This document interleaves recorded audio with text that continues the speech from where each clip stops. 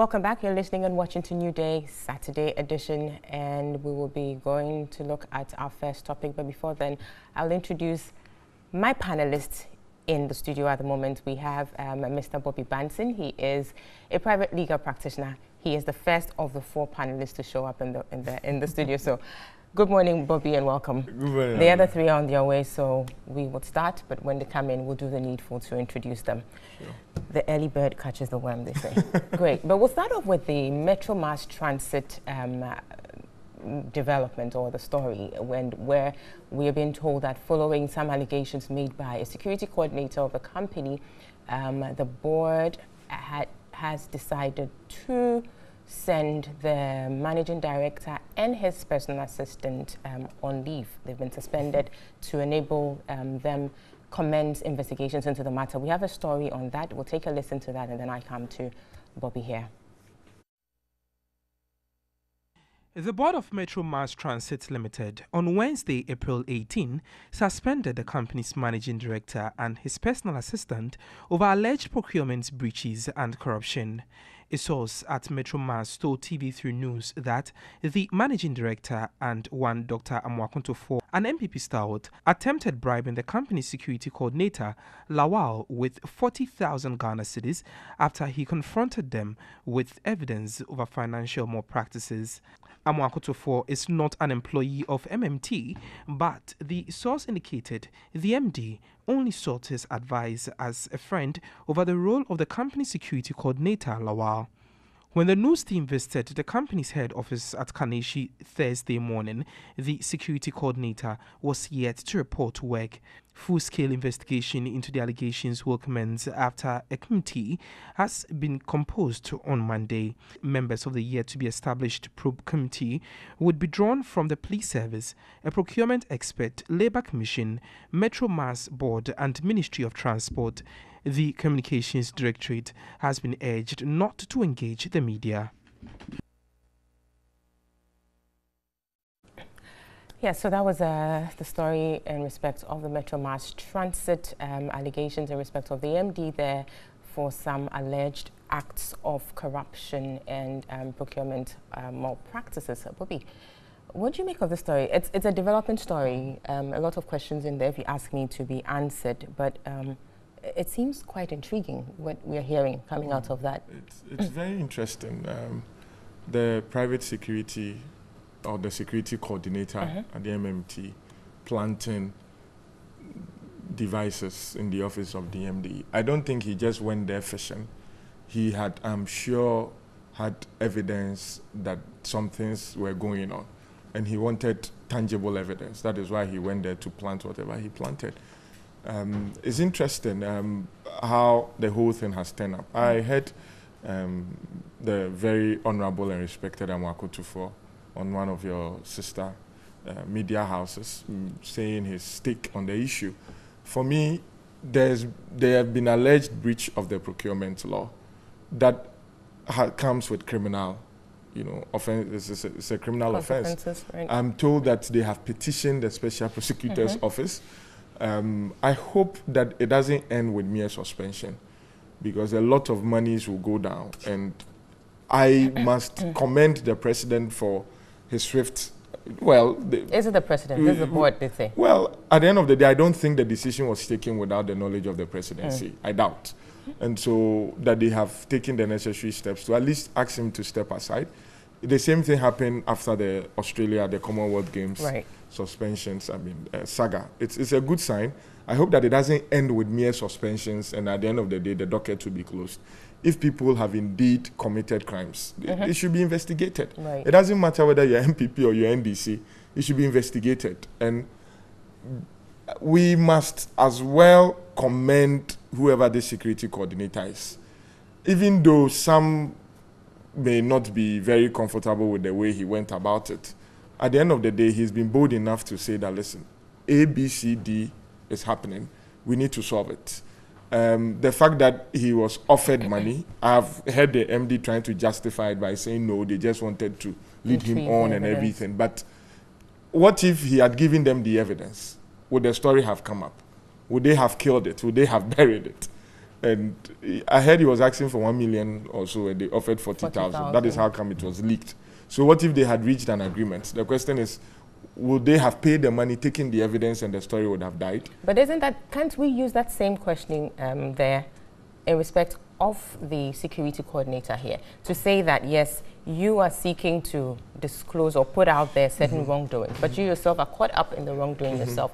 So the question is, would he have come out if he had been given the 1 million Ghana cedis? Well, that is also the other side of the coin, except that we believe it should be investigated. And then we hope whatever comes out, the truth, we all stand to benefit as a country. Right. When some of these things are not covered, they are really investigated. And then the right is put to where it's supposed to be put at. Right. Now, another thing, you talked about the bugging of the MD's office. You alluded to that fact that perhaps there may have been some impropriety there. Now, my concern is the kind of precedent this would be, setting if it's not dealt in a certain way. Because yes, he may have done that to out a certain, kind of malpractice, if you like. But the question is, was that an appropriate thing to do? Well, look at the recent decisions of the Supreme Court from last year through to this year, saying that it's against the right to privacy of an individual to record him by any means without the person's prior knowledge and approval. It would be very interesting to see how that evidence that he has obtained by privately recording them would be used. But you see, in the state that we are in, corruption index is all about perception. True. It's not necessarily about evidence. If that evidence is even excluded, the man may have oral, he'll be able to give oral testimony. By the end of the day, the jury will be out there. Okay, there is a recording. It may have been leaked. We've all seen it. But because of the way it was procured, it will not be useful in court. But the perception will still be out there that the man attempted to pay 40,000 to get whatever evidence the security coordinator has. I don't think that he would just go throwing money if he didn't think that indeed the security man has something in his hand. So let's see how it will pan out in the law courts, and I hope the investigations are really and truly carried out. So we all stand to benefit. Right, and I think we can, our guests are coming in, as and when they do come in and get seated, we will introduce them. But I'll carry on with Bobby nonetheless. Again, for me, how this individual, how are we to treat him? Will he be seen as a whistleblower, properly so called, given what's transpired before the disclosure? Honestly, I think it will depend on how this whole thing leaked. Because when I heard Amakutufu on the subject, he said they had informed some members of the national security apparatus that this is what is happening. If that is true, then they may have informed the national security apparatus that this gentleman is trying to blackmail us by extracting money, claiming he has evidence. That would determine how this gentleman will be treated by the security apparatus. If it was leaked by the gentleman himself to the security agencies or the board, whatever, because I'm told he wrote a petition to the special prosecutor's office, then that will put him in the a whistleblower category. So it depends on how this thing came up. Very well. Okay, so at this point, let me quickly introduce our two other panelists who have joined us. From my far left, we have Mr. Gary Nimakon. He is a private legal practitioner as well, and also a member of the senior member of the NPP communications team. I've done that. I hope you're happy with that. Yes. Great. And next on my right, we have Mr. Victor Kujoga Adawudu. He's also a legal practitioner. Good morning and welcome. Is there anything I need to add to your a member of the NDC. A member of the NDC. Victor, a junior member. Victor now is the lawyer for all the MPs who are alleged to have taken the most. Okay, I'm sure he'll make those disclosures as we go. But thank you, gentlemen, for joining us. It's good to have. Yes. Thank you. We started off the conversation, but we haven't gone that far. We're looking at the Metro Mass Transit issue and the suspension of the MD and his deputy, and his PA, sorry, to allow for investigations to go into the matter. What are your thoughts on development so far? Mr. Adawudu?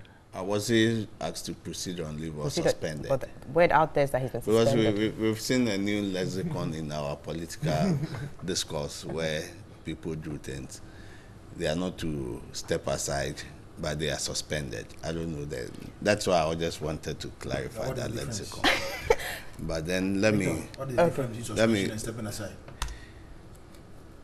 You're suspended from your. That is a temporal distance. When you to step aside, yes, you look at the dictionary. So let's not go into the lexicon. Yeah, the semantics of it. Now let me out of the office for some time temporarily. Say good morning to our viewers, and let me also say happy birthday to some of my loved ones.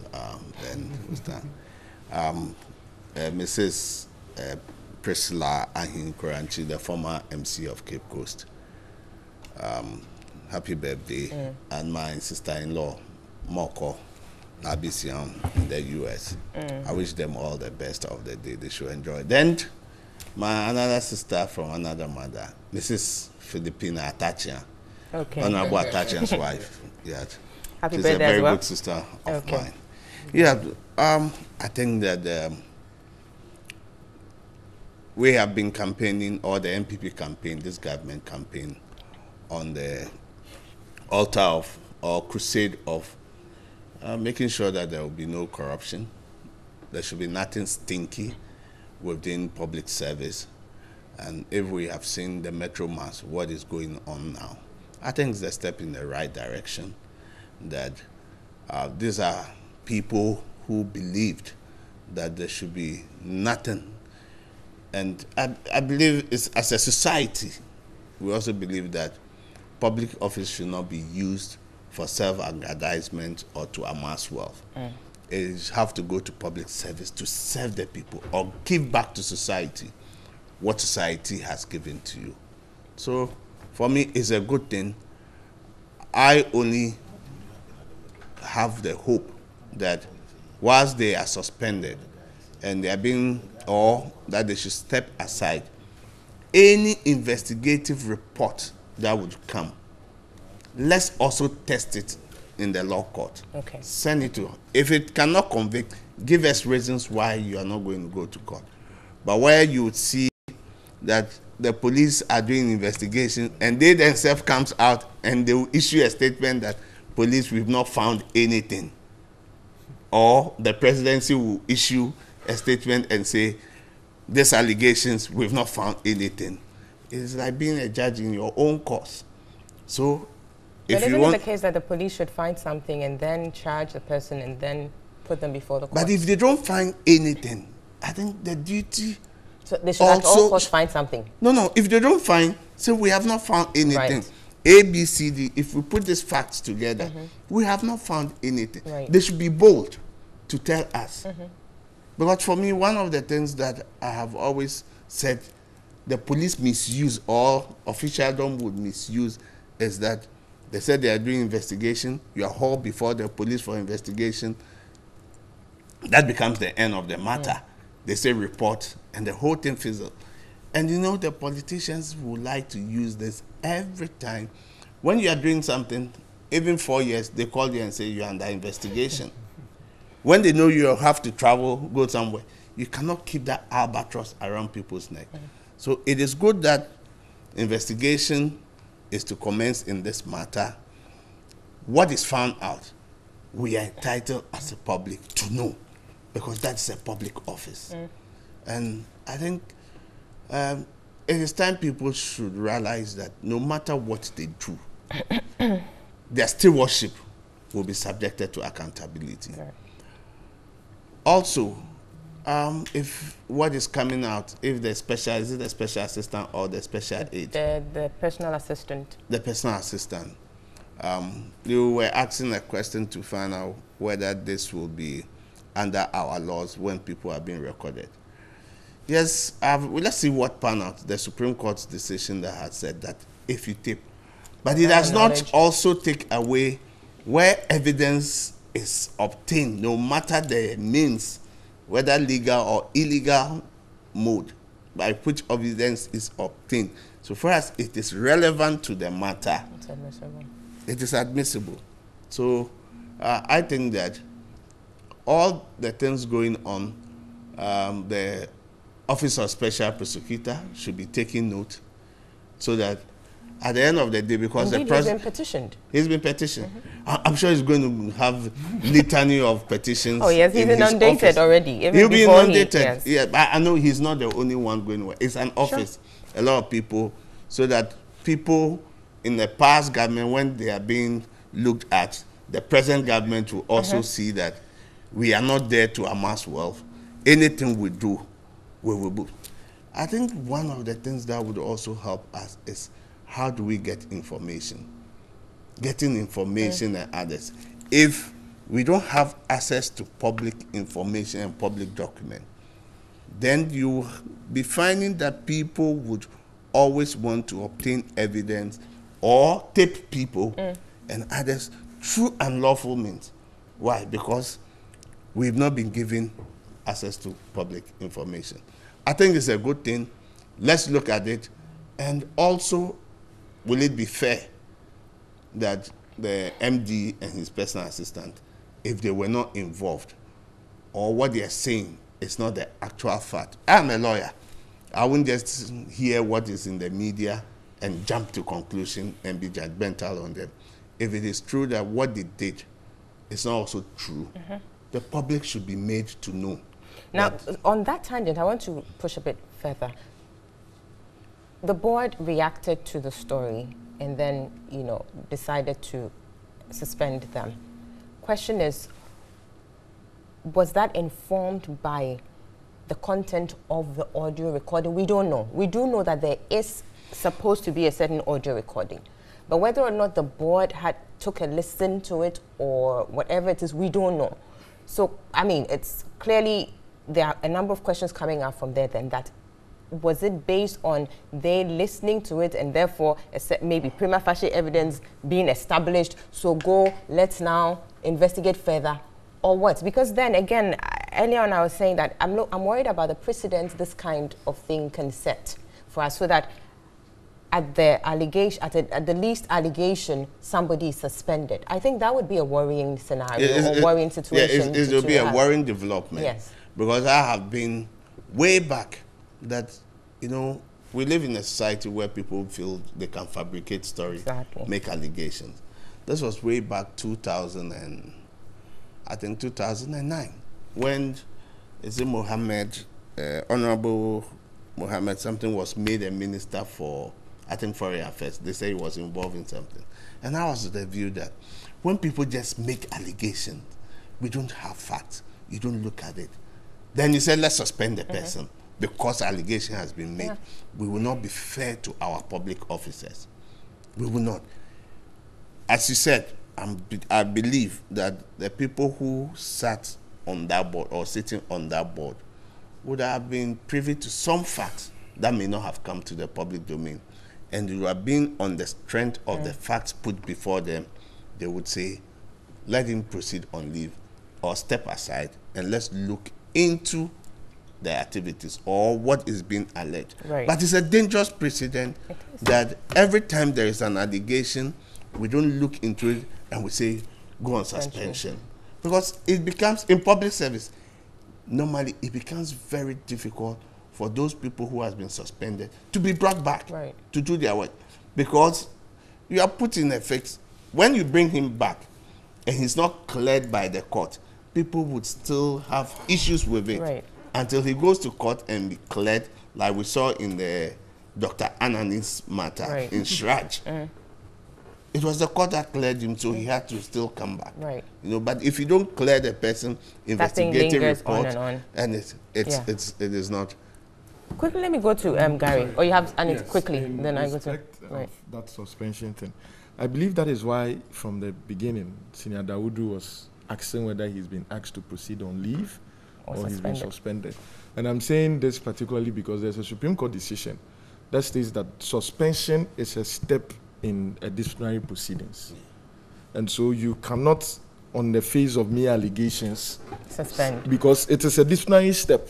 It's unless you have prima facie case, you have listened to the evidence, and you think that you need further investigations, right. and the continuous stay in office of, for lack of a better word, the subject matter of your investigation would impede the investigations.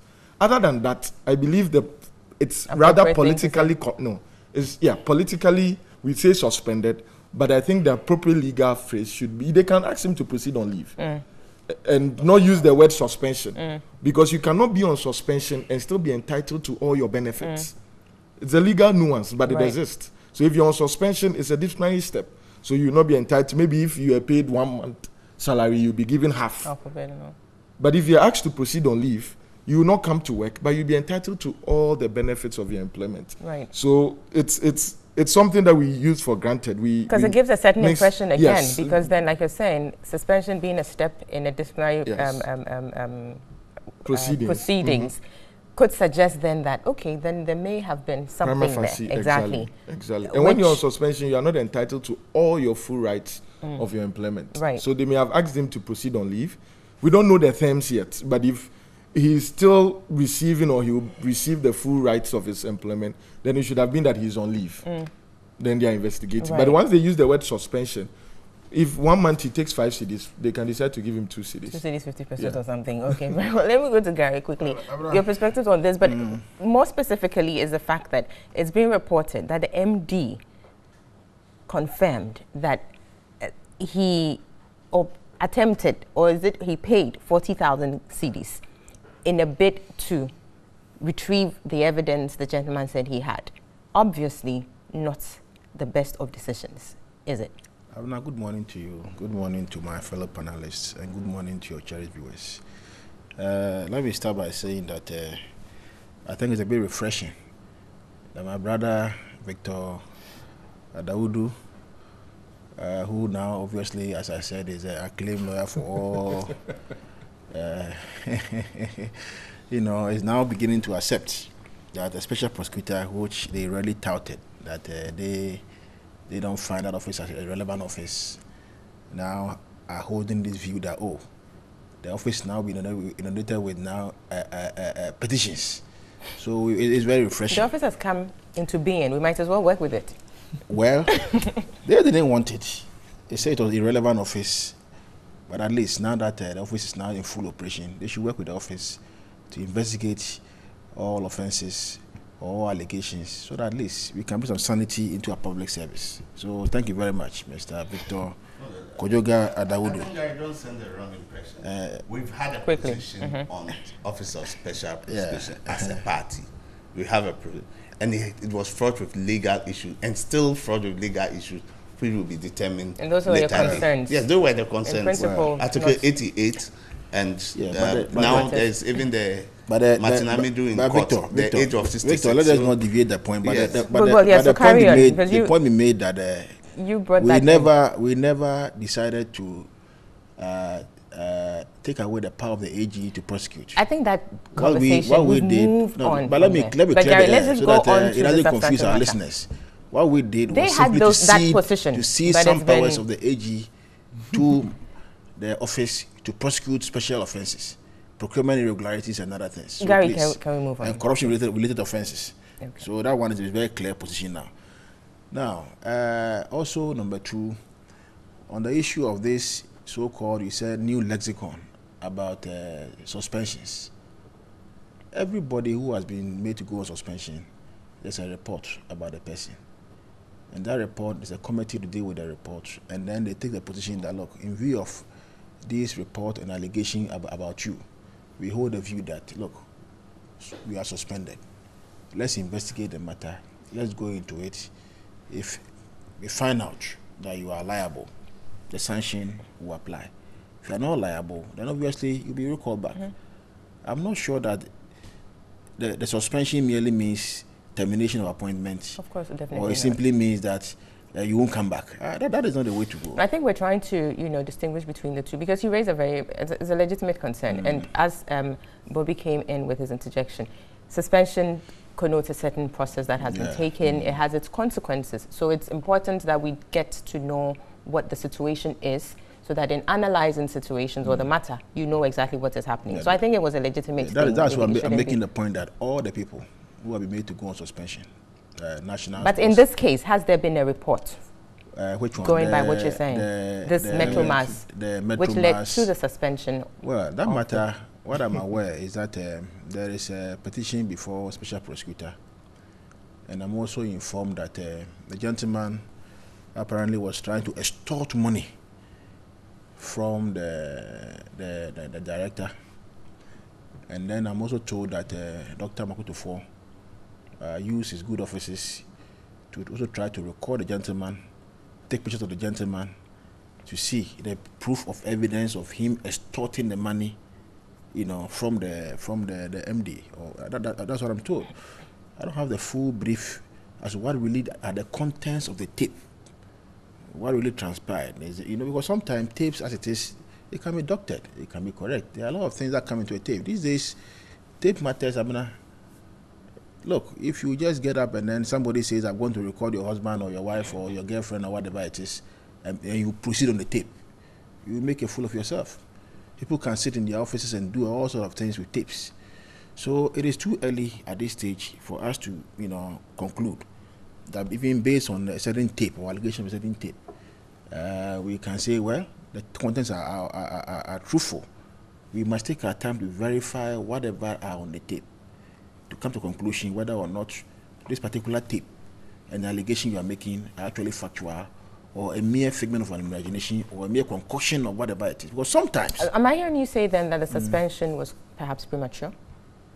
The suspension of the MD? That's why I'm saying that. You see, I'm not on the board of Metro Mass, you know, whatever. I'm not on their board. And I do not know the position with which they came to the conclusion that the gentleman should be suspended. But I'm just going by what you said in respect of tapes and the fact that you don't necessarily need to take it hook, line, and sinker. Possibly, for all you know, maybe they might have listened to the tape. I have not listened to any tape. Maybe they might. You see, they might have listened to the tape.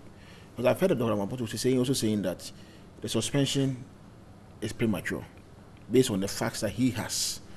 You see. At this stage, let us not stand left or stand right. Let's be in the middle.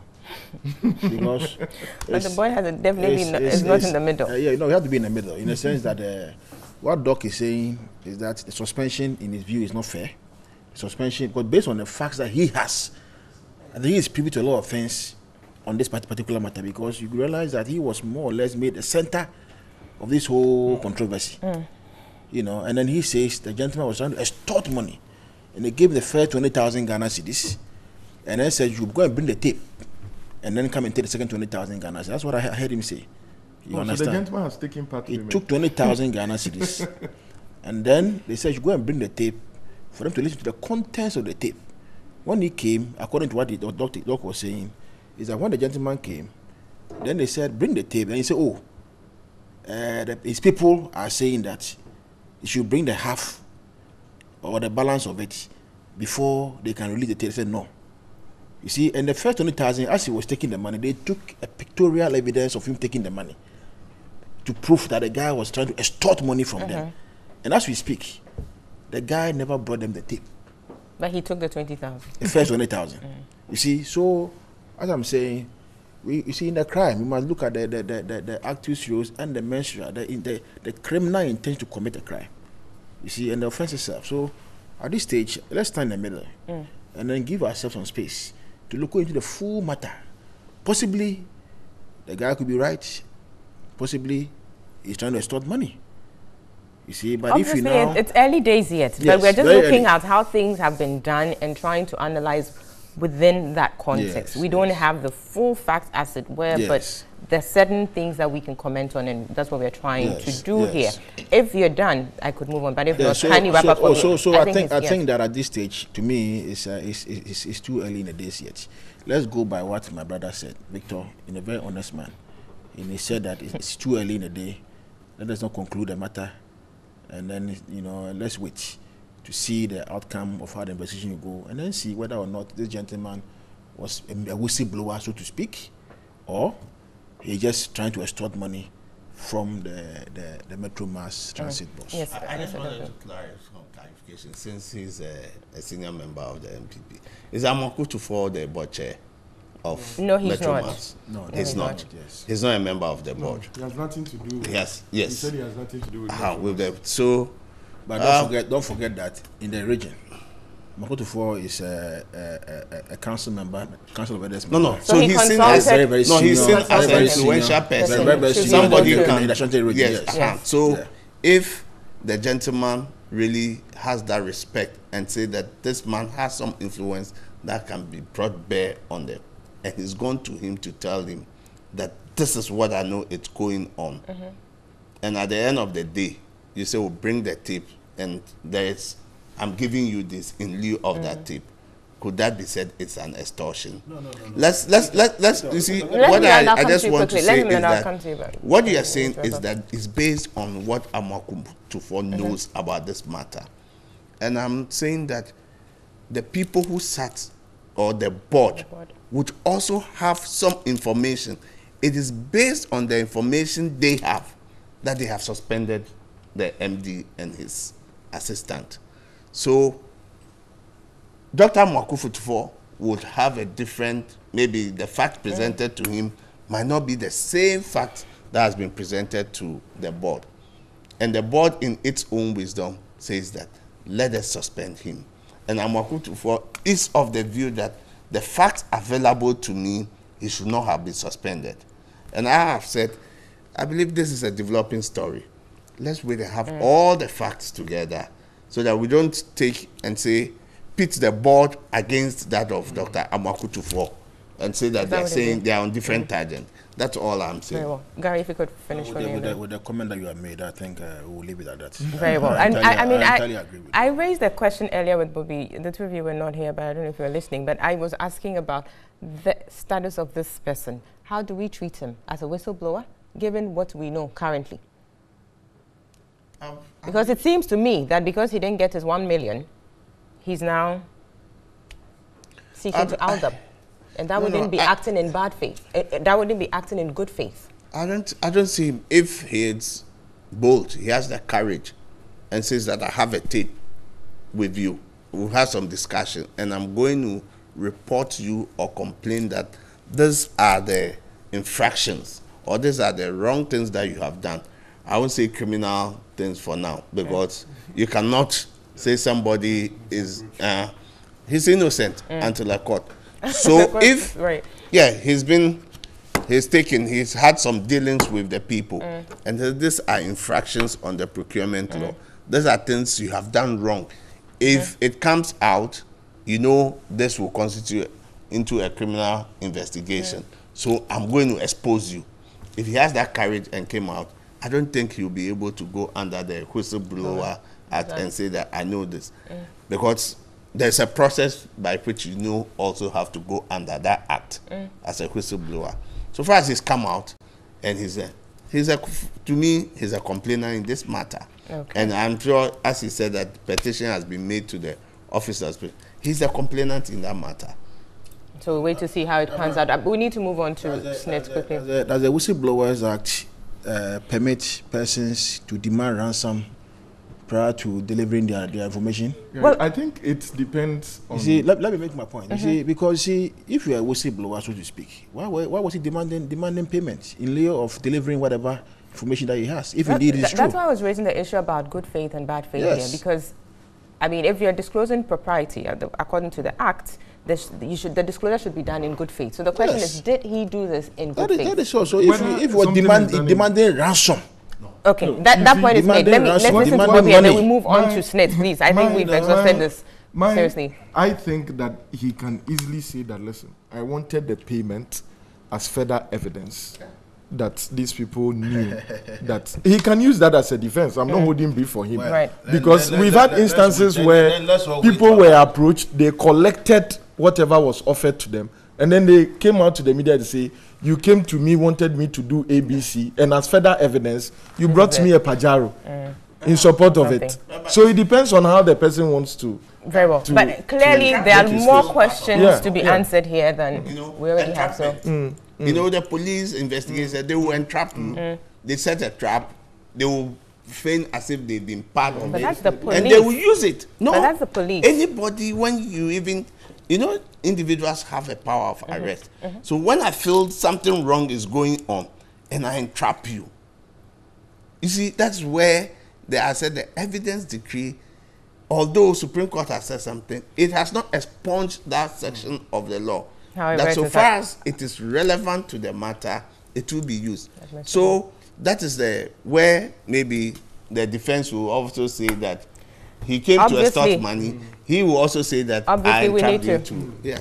Obviously, we need to, it's a matter of time, we need to wait till further details come out, and then we'll be able to, you know, speak to this issue some more. But we'll be moving on to the SNIT saga.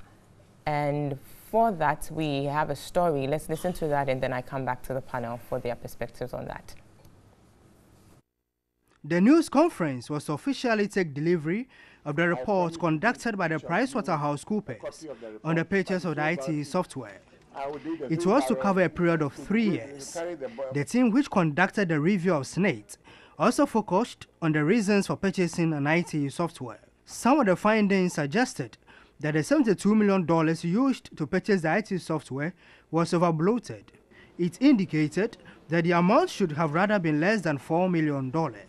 Currently, Yoko has cited 4 top management of staff, including the OB company, which supplied the software. The investigative body has since directed those implicated to the Attorney General for further probe. The original OBS contract sum was $34.0 million. But at the time the project was completed, the contract sum had shot up to $66.8 million and 36 million Ghana cedis. This means that at the end of the OBS project, an additional amount of $32 million and 36 million Ghana cedis was paid to PBS. 5 suspects were arrested, and they are Ernest Thompson, former Director General of SNIT, Mrs. Juliet Hassana-Kramer, CEO, PBS, John Hagan-Mensah, former OBS Project Manager, Caleb Kweku Afaglo, and Thomas Samson Owusu. However, 4 of them have been cautioned. These include Ernest Thompson, Mrs. Juliet Hassana-Kramer, John Hagan-Mensah, and Caleb Kweku Afaglo. After investigations, the office preferred charges of willfully causing financial loss to the state. Director General of SNIT, Dr. Jotin Crane, explained that other payments on the purchase of the IT software have been suspended. Costs and a lot of bills that were scheduled to be paid, we didn't pay them yet. We decided that it should all be vetted and, if possible, renegotiated. And we've succeeded in doing some of that. Board Chairman Dr. Dokufo pledged strong commitment to uphold the integrity of SNIT to improve benefits of contributors. We are not pushing anything under the carpet. But so far as criminal activity is concerned, Yoko has already dealt with that. So you have nothing to worry about. Management and the board have assured pensioners of improved earnings in the coming months. Okay, so that was the press conference organized by the board of SNIT to release the PricewaterhouseCoopers audit report, an audit that was commissioned to take into consideration matters that had happened in respect of the OBS software that was purchased, which led to all this brouhaha, if you like. And we'll be looking at how that turned out, the matters that have arisen so far from that press conference. Bobby, I'll start with you.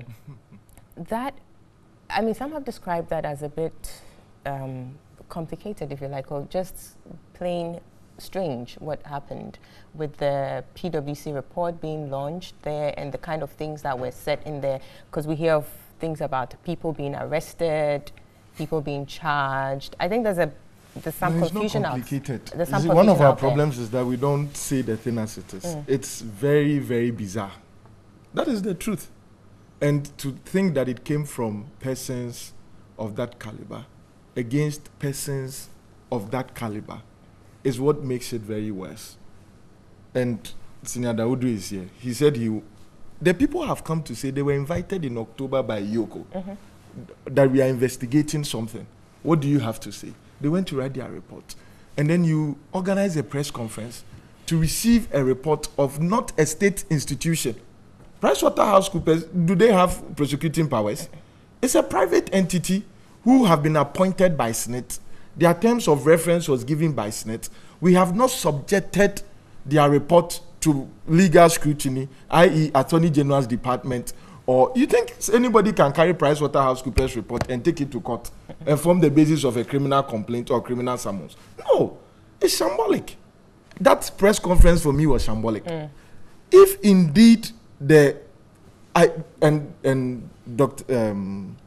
Adukufor said, he said Yoko had a report. The report by Yoko is similar to what I heard him, similar to what PricewaterhouseCoopers had come up with.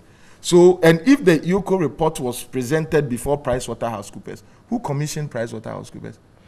PricewaterhouseCoopers, as far as I can remember, was commissioned to do the audit, to look into not just the OBS, but everything. Exactly. So that was, they had a broad terms of reference. So they were not tasked different areas to look for criminal intent and things like that. Yoko investigated. I've not seen the Yoko report. I don't think it was made public, like they presented it by a public show or something like that. To use words like 4 persons were arrested. We just heard the woman use those words. The people have come to say we've not been arrested. And the Attorney General has come out to say we have not charged these people. Because these reports, remember, it is only the Attorney General, as Gary made a point earlier, who can commence criminal proceedings. Of course, if Yoko thinks that they have something, they can do that. But these state institutions have not taken any legal step to commence any such prosecutions. Now you come with the SNIT, and this is where the politicization will never end. SNIT, now controlled by the ruling government, comes to make these remarks against the previous administration, say that they use the word criminal actions have been taken. You have completely politicized the whole process. So if the special prosecutor takes this up, or the Attorney General takes it up, why wouldn't people say that it is witch hunting? He could have just, the SNIT board of directors could have just stepped back, allow Yoko to invite these people, or Attorney General to invite these people to do their work. And there'll be little basis for people to say it is witch hunting. But if you come up to conclude that criminal activities have gone on based on a PwC report, and that these people have been arrested, and you will not condone or do, you've already concluded. And it is your party that is in power. So if any proper legal proceedings are commenced, it's very easy for people to politicize it. For me, it was a shame that they held that press conference, made those statements without even giving these people, because as it were, PricewaterhouseCoopers, whatever their report is, I am very certain that they would have dealt with only the documents presented to them by the people in office. Mr. Ennis Thompson said that he wasn't. Exactly, that is what I'm saying. And we've been in this country where Woyomi, when he went to the Supreme Court against Justice Apau's commission, that certain aspects of the report, the Supreme Court held that it should be expunged. Right. Because you have made criminal conclusions when that was beyond your jurisdiction, and you did not offer the person the opportunity to respond to it. So PwC has finished. They've presented it. These people who were the subject matter of their investigations are saying we've not been invited by PwC to respond. So PwC has acted based on the document presented to it by those who are in office. What if these people also had documents that these people who commissioned PwC may not have given to them? I am not saying that if crimes have been committed, they should not be prosecuted. But if we continue on this tangent, we politicize every single thing in this country. At the end of the day, it's the ordinary person who will lose. Look, if you go to SNIT, for the past 2 or 3 years, that their 7th floor flooded, their lifts have never worked. Whenever I go there, I tell them, the lift goes up to the 6th floor. You have to get down and walk. And these things are not being handled. They take time to come and do these things. It's sad. Well, for the PwC audit, when they were commissioned back in August 2017, this is what was reported, that Dr. Adukufor indicated that the review by PwC would take 2 months and cover 4 main areas, namely financial management, risk management, information technology management, and human resources management. So it was to be a comprehensive and extensive audit going as far back as, I can't remember the date exactly, but up to the 31st of March 2017. So that was the period, exactly. So this clearly gives you an indication of what their terms of reference was. And you're saying to have gone into those areas of criminalities and pronouncing, if you like, making certain statements, that was quite... If that is what we have not seen the report, but from the press conference, that was the conclusion that the board chairman and the MD made us believe was in the report. We have not seen it. And I'm saying if indeed that is what was in the report, then it flies in the face of the basic tenets of our judicial or legal jurisprudence. And we can cite the Apao case as an authority. Right. That I'm not saying that the investigation should not have taken place. We all want accountability. I don't think any of us on this table would resist an attempt for people who have held public office to account for their period of stewardship. Right. But if we tend to politicize it, MPP will never be in power forever.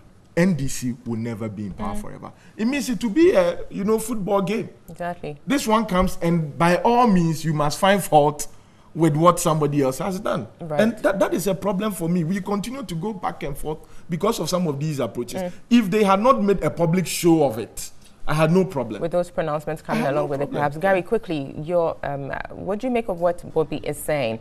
The PwC audit reports clearly there was an objective to it. Let's conduct an audit into these areas that I talked about, financial management, risk management, and all of that.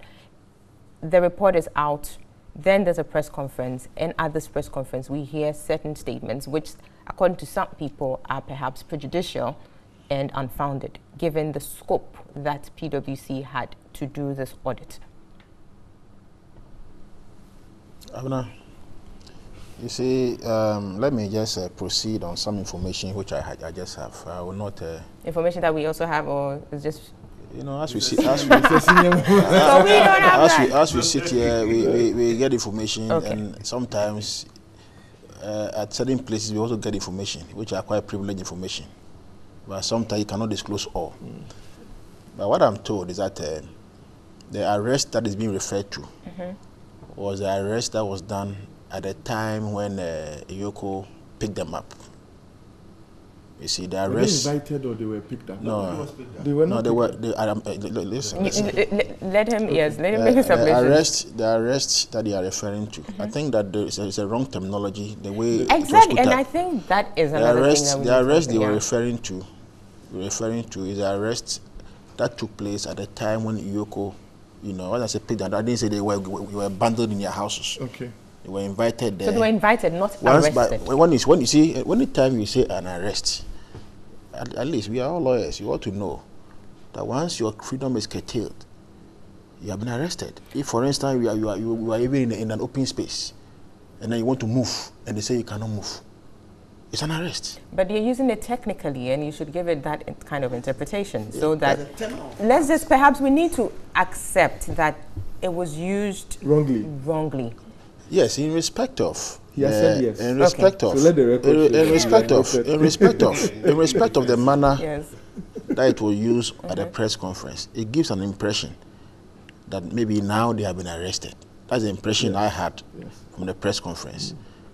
But what it means is there is a reference to the earlier one, not the current one. Because even now, I heard someone saying that he has not been charged.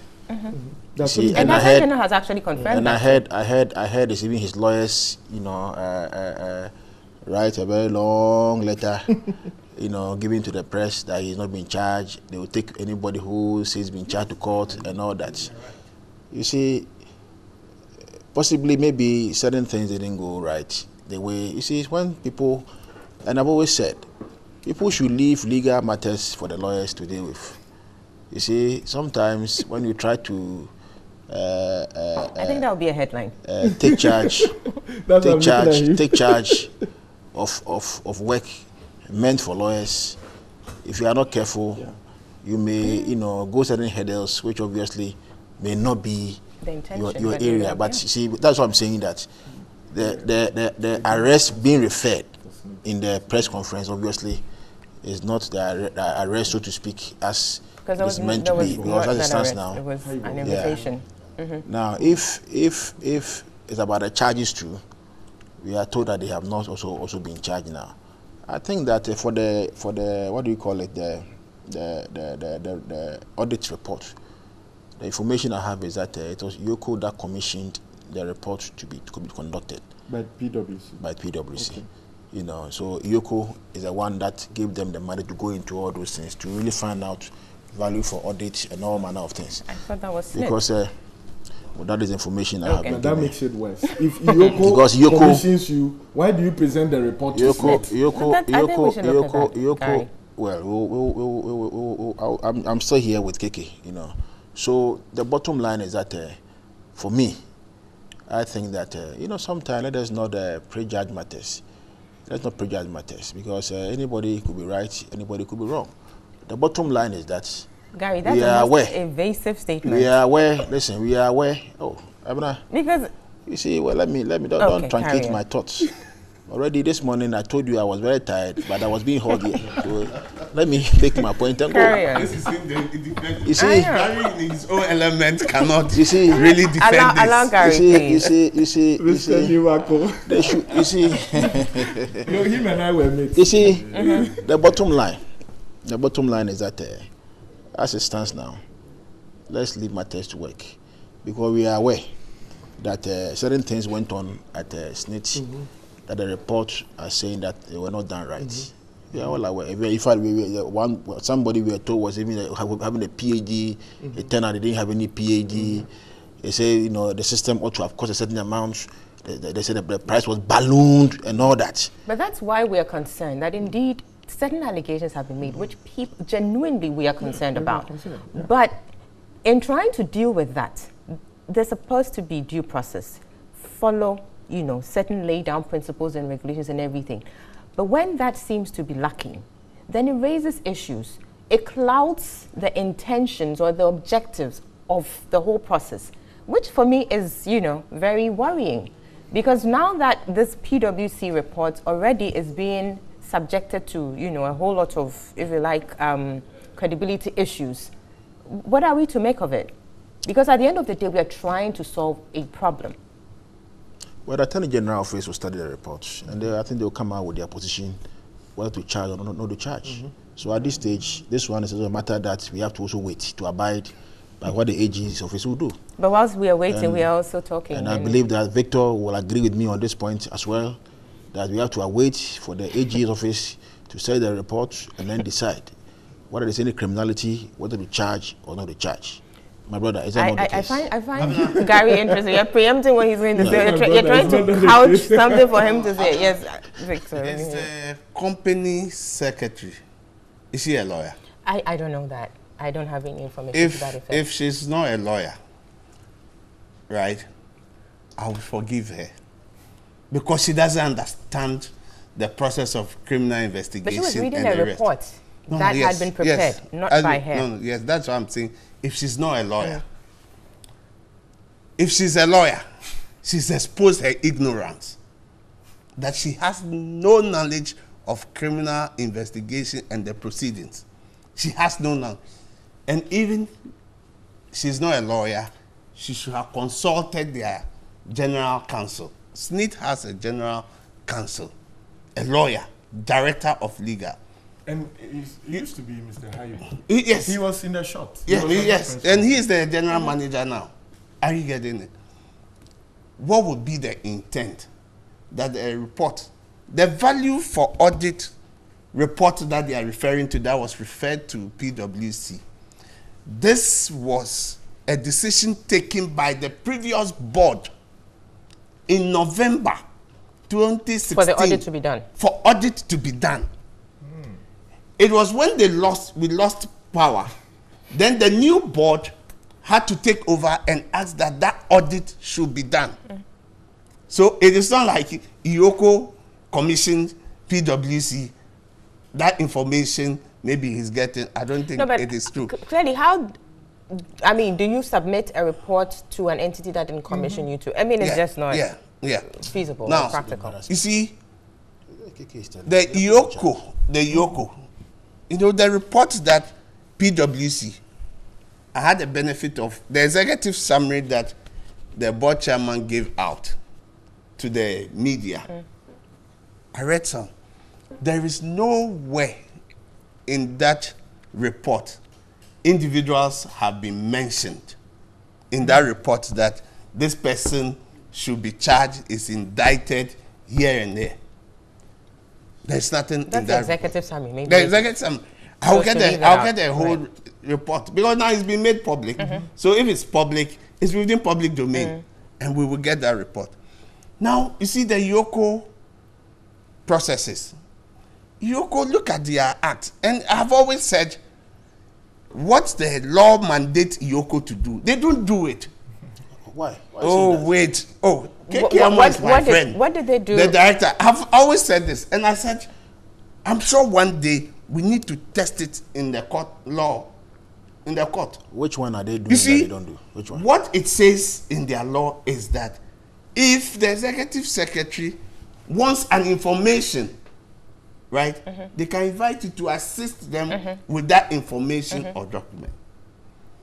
What does it say? You need to write to the person, this is the kind of information I want, right? Then there is a schedule or a form that stipulates how you want the information, what you want is stipulated. But it's not done. They only invite you. When you come, then they'll ask you, what do you know about this matter? Right?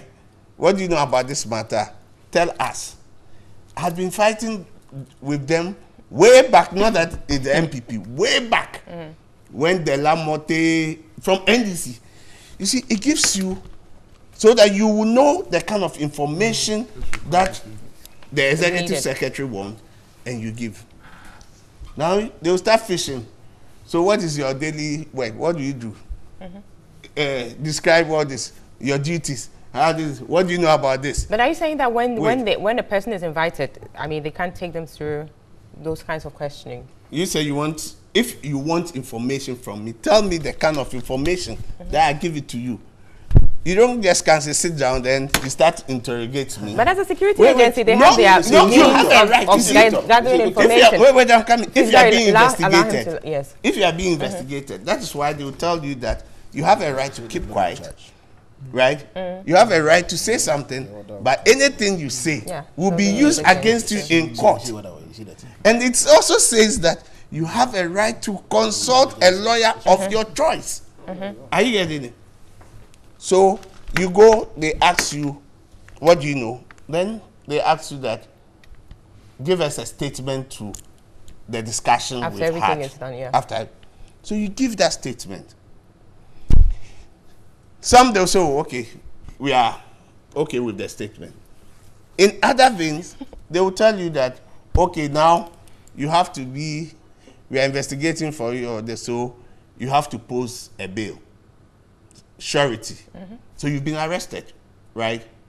The fact that the law tells them that they have powers of police, they have powers of police, is to enable them to go and do searches and others. That power also says that you have power to arrest and grant bail. Well, they have the powers of the police. So no, wait. Now, so if they take statement from you, that statement has been taken. Yes, bail has been posted. Investigations is being done.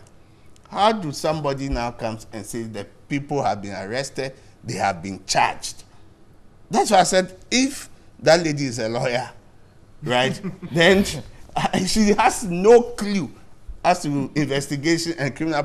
She has no clue. She's exposed her ignorance. You see, with Yoko, even with the report from PwC, the people are even saying that nobody, when it was commissioned, nobody spoke to us. You know, in auditing, the auditor must interview the auditee. Even natural justice, ask him that we are looking at this. What information or what do you know about it? What is your explanation? These are queries. PwC have done audit on me before. I was doing a work. And when they were doing it, the gentleman brought in, I said, look, what do you mean? Take this thing, I'll go and did you talk to me on this matter? When the guy came and said, oh, are we in Supreme Court? I said, no, because you are not dealing with a novice. So you just don't write anything. And when the gentleman realized that, I knew what I was about. I said, I know how you have to operate. You see? So that value, well, it's a different report on its own. You know why? My only worry is that we are seeing some novelty in our criminal investigations. Please hold that thought. We need to take a break. I'll when we come back, yeah. we will go into that and also look at the AGs and what the Attorney General has been saying in respect of this matter so far. You're watching and listening to Newday Saturday edition. We'll be right back.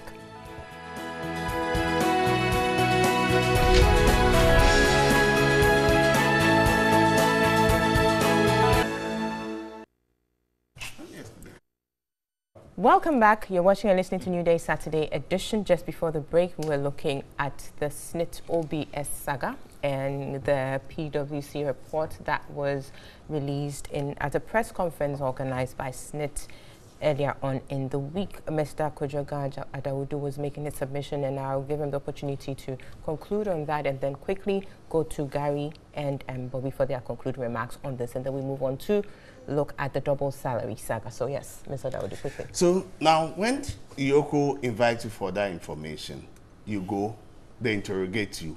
Then they ask you that write a statement to what has been discussed. In some vein, they will allow you to go because you've given them some information in the statement. Others, they will tell you, we need to grant you bail, right? So you have to post bail with surety. It's the same. So whilst you've been detained and you have to post bail, you're under arrest. So that's where the arrest comes in? Yes, yes. Now, you have to be reporting to Yoko. And what I'm saying is, Yoko hasn't got prosecutory powers, so they will now have to send their docket to Attorney General. But I think that wait. Look at the law. Oh, look at the law. Wait. Well, you conclude. See, so now when they send it to Attorney General, it's the Attorney General that on the Attorney General's advice whether they should prosecute or not, or Attorney General herself would. Yoko can only prosecute on the advice of. But so they do have those powers. When I don't advise you, how will you have that powers? If you have that powers, you have gone straight. Gary, please, you have gone straight. Carry on. You understand? So what has been done is the investigative statement that were taken from the client. I've been there with a client in this matter, in this matter. I've been there. And I'm telling you what I experienced, what I did, what I saw over there. That is the matter. Okay. And I'm saying that to come and say that the people were arrested, charged, and will be put. Why do you think this is happening? It is because we have seen novelty in our investigation, criminal investigation, that everything, let's put it in the public domain so that it is in the court of public opinion. Let's convict the people, sentence them before we even put them. But is that really a novelty? A series. Is that really a novelty? Because it's not part of the law. That is not the process. Yeah. That when you are doing investigation, but that's what we have seen with this government. So it's not peculiar to this administration. Is that what you're saying? That is peculiar to this administration? It's peculiar. Really? You've seen so many cases before they would even go to court. You see it being serialized in the newspapers pro to the government. You see it in the media. I can give you litany of the cases. See Opuni, see Maslock. Even Maslock, they have investigative report, which is in the public domain. Very well. Thank you, Mr. Adawudu. I think we need to conclude on this. So quickly, let me go to. It's a diversionary Let me go to Gary here, and then Bobby quickly. I think my brother Victor has churned out, a lot of falsehood, and I think I must correct those impressions. One, when you say you could have powers of prosecution, I don't think it's correct. Have you seen the act? Yes, it's very, very wrong. You see. Is it on the advice of the Attorney General? No, but when you are prosecuting on the advice of the Attorney General, all right, who don't prosecute on the advice of the Attorney General? The police, can they prosecute on their own? The police must prosecute you also on the Attorney General's instructions. Because the Constitution is very clear that the AG has the omnibus power to prosecute. So any other institution that is prosecuting, you are prosecuting under instruction of the Attorney General. That's the bottom line. That's the bottom line. So please don't. Gary, Please.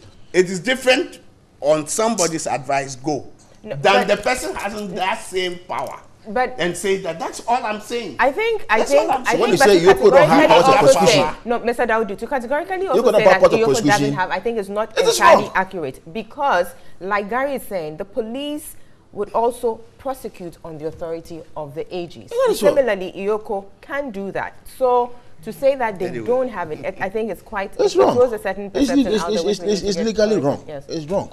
Number two, when you say that. When you go to Yoko, they say they don't know what they are doing, and they say, "Oh, did I say that? Don't put words in my mouth." They have say that. Don't put words in my mouth. No, I didn't say that. Yes, he's corrected. And let's carry on. You see, Gary, please be careful. The fact of the matter is that before an investigative authority will even invite you, they might have some information which reasonably requires that you invite you for questioning. Now, I've been to Yoko also on several kind of occasions. Now, when you go and they're asking you questions, sometimes you don't know what they are holding on. And for that reason, they're asking you certain questions for you to respond. Now, assuming they have documents, which obviously we normally don't know, and you don't cooperate with them to find out the response that you are going to give to the question they are asking you, sometimes you think that, oh, the question may be a relevant question. But in answer to the question, you realize that, look, they are holding on some document which obviously you may not be aware of. So you cannot say that, well, they don't know more or less, or the question may be a relevant question or whatever. I think that position should be corrected, because I'm very sure, and having dealt with them, you realize that some of the questions they ask you is premised on the information that they have before they call you. That's what number two. Now, on this Ernest Thompson matter and the others, it is very clear that they have not been charged by Yoko. It's very clear the AG has also charged them. It's very clear that the arrest they said took place in August 2017 or so. It's also very clear that as you stand now, they've been reporting to Yoko on several occasions. The records are there, you can go and check. So I think that by and large, I can fault the manner with which the press conference were done and the information that were churned out to make it appear as if they have now been arrested now and they've been charged with with other offenses. That I think I can fault them, and but by and large, we should all agree that the position is very, very clear. That as it stands now, none of them has been charged by Yoko or by the Attorney General's office. Currently, according to the AGs, the docket has been forwarded from Yoko to them, and they are reviewing it or whatever. Yes, but your concluding remarks on this? I think Gary has said it all. He first admitted that he finds problem with the way the press conference was conducted and the information that was churned out. We are also on the same point, like the Victor, that if somebody thinks that something wrong has been done, it needs to be investigated. It is Ghana's money. It's not for anybody. So that it's investigated well, we would all find out where the monies go. And then if it should be retrieved, like Martin Amidu has been saying, his aim is not to populate in Sawam. If the money is there, you can bring it. He will drop whatever needs to be done. So for us, let's get to the bottom of it and then make sure that at the end of the day, Ghana wins. Right. That is why we are all here. Not MPP, not NDC, whether it's Ernest Thompson or Professor Adokufo. At the end of the day, Ghana should win. I always say that one marked difference between a developed country and a developing country is how their pension funds are managed. Wow. It's huge. True. In South Africa, all the malls we are seeing here is funded by pension funds from South Africa. In Ghana, what do we do with our pension funds? So it's high time that those who are in charge of SNET know that we will come after them. The country will come after them if they do something wrong. Thank you for that. We'll be moving on to the double salary matter next, but let me take some messages from our viewers and listeners. This one is coming in from Sobam and Pokwas. It says, in as much as I condemn corruption in whichever form, the use of subterfuge to secure information from unsuspecting victims like what has happened in the Metro Mass Transit must not be entertained in this country. It beats my imagination the way corruption allegations keep rocking some of these government institutions by the day. I'm calling on all government appointees to be wary of the civil servants they meet in their institutions because it's beginning to look as if there's a grand conspiracy to sabotage this government. Okay, so that's your conspiracy theory. Some sabotage going on. Well, let me take this from Nana Kwame Boache. He says, good morning to you, Abna, and your wonderful panelists. I believe the suspension of the MD and his assistant for further investigation to go on is in the right direction. Corruption must stop in this country. Another one coming in says, SNIT really needs a thorough cleaning up. It stinks of corruption. The stink of corruption is unbearable. Some of them earn salaries they never worked for and also cheat poor pensioners. That's William Adongo in Bolga. Abdallah Yendi says, good morning to you, Abna, and to your panelists. If Nanado wants us to give him our mandate again in the 2020 elections, then anybody who steals our money should be brought to book, be it in the past or the present administration. If he fails in that order, then he will lose our votes. Okay. The visionary president presents his staff in consonance with our constitutional provision, the minority in their usual. Okay, so you're talking about the announcement of the 998 presidential staffers. We'll be looking at that later on. I really like today's panelists, very gentle, discussing, and this is much politics. You really understand the issues being discussed. I'm NPP, but I like lawyer Adawudu's posture. He always makes very good analysis that you will understand if you even disagree with him. That's Amudu Yusuf. Good morning. Tell the NPP that we Ghanaians now are mature in our politics, so they should stop deceiving us. We are not, okay, you're using certain words here I can't use, unfortunately. Well, so let's pull the brakes on the messages here. Quite a number of them coming through, but we need also to return to the panelists to look at the outstanding topics. And we'll move on to the double salary wahala. Now, we started talking about this last week. Some more revelations coming out of this. And for me, okay, before we go on, let's take a story on this and then we come to the panel. MP for Tamale Central, Inusa Fuseni, MP for Adan, Comfort Doyo Gansa, and MP for Isunafo South, Eric Opoku, were at the CID headquarters, having been invited by the Criminal Investigations Department. They were accompanied by their legal team. After minutes of engagement with the police, the MPs said they were being investigated for stealing, even though they had not been presented with any evidence for them to substantiate the allegation. I have been interviewed and also asked to write a caution statement. What they are investigating me for is stealing, and obviously I have not stolen from anybody. MP for Tamale Central and former Minister for Roads and Highways, Inusa Fuseni, added the police failed to tell them who the complainant is, claiming the move is a calculated attempt to dampen their spirit. I wish to assure our constituents and the Ghanaian public that we will continue to hold government accountable, no matter what the consequences will be. We appreciate that these are occupational hazards and we have to go through them. So are you to report back? Well, I'm to report back on the 14th of May at 9 o'clock, and I will ensure that I report back. MP for Adan and former Minister of State at the presidency in charge of social and allied institutions, Comfort Doyo Gansa, insisted they did not receive double salary. They have good auditors at the finance. If I owe the state, they will even write first to alert you that you owe the state. And if they have not done that, they can't do that too on a quiet without our knowledge. A member of the legal team, Victor Kojoga Adawudu, described the allegation as ridiculous and legally without merit. Article 71 is clear. Every MP and a minister who works does not take salary until the committee determines that salary. I would be happy to know, as we speak now, those who are MPs and ministers within the NPP, how much is their salary? The president should tell us who has determined his salary. the Speaker of Parliament and the leadership should tell us what is the salary. Meanwhile, the minority leader Haruna Idrisu, speaking off camera, said he has set up a committee to take all the accused MPs' bank statements and investigate and report back to him, after which he will respond to it.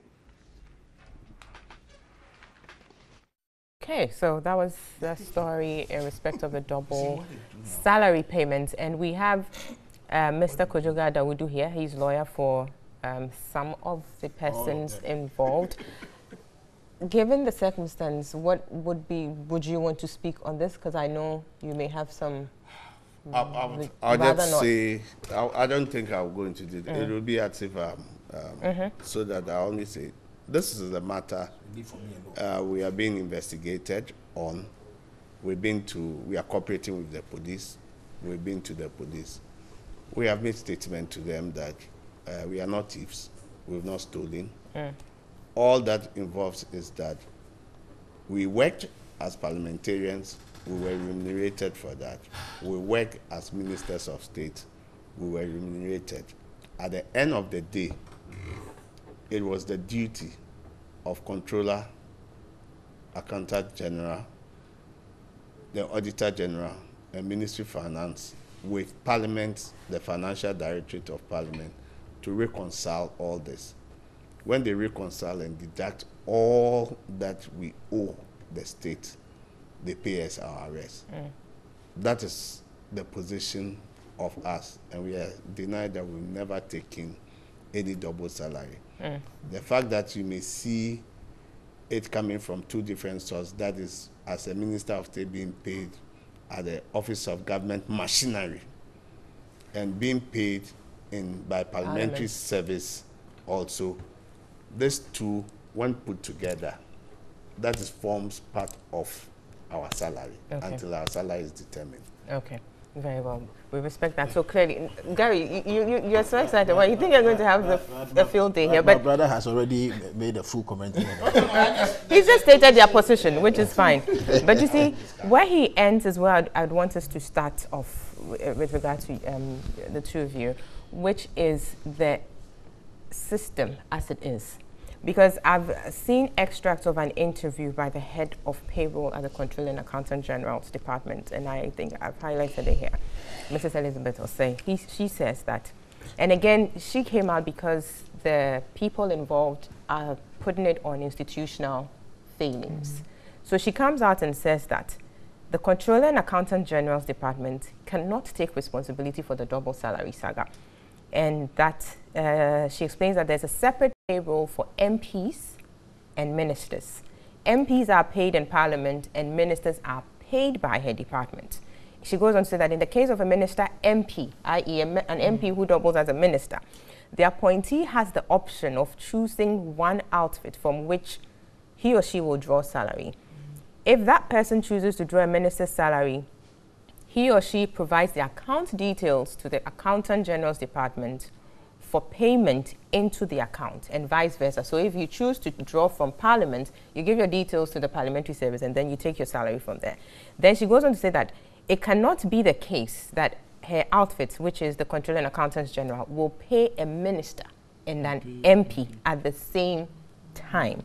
What this means then is that if a person is drawing from the Controller and Accountants General and drawing from Parliament, then that person should know that there's something happening. But from what Mr. Dawudu is saying, that isn't the case. But I'm looking at it from a distance. And given what the Controller and Accountants General's payroll head is saying, then it means that there cannot be a time where one person takes from Parliament and takes from that. And so if that is happening to you, then presumably you should know that you're taking something. Thank you very much, Abner, for the beautiful prelude to our discussion.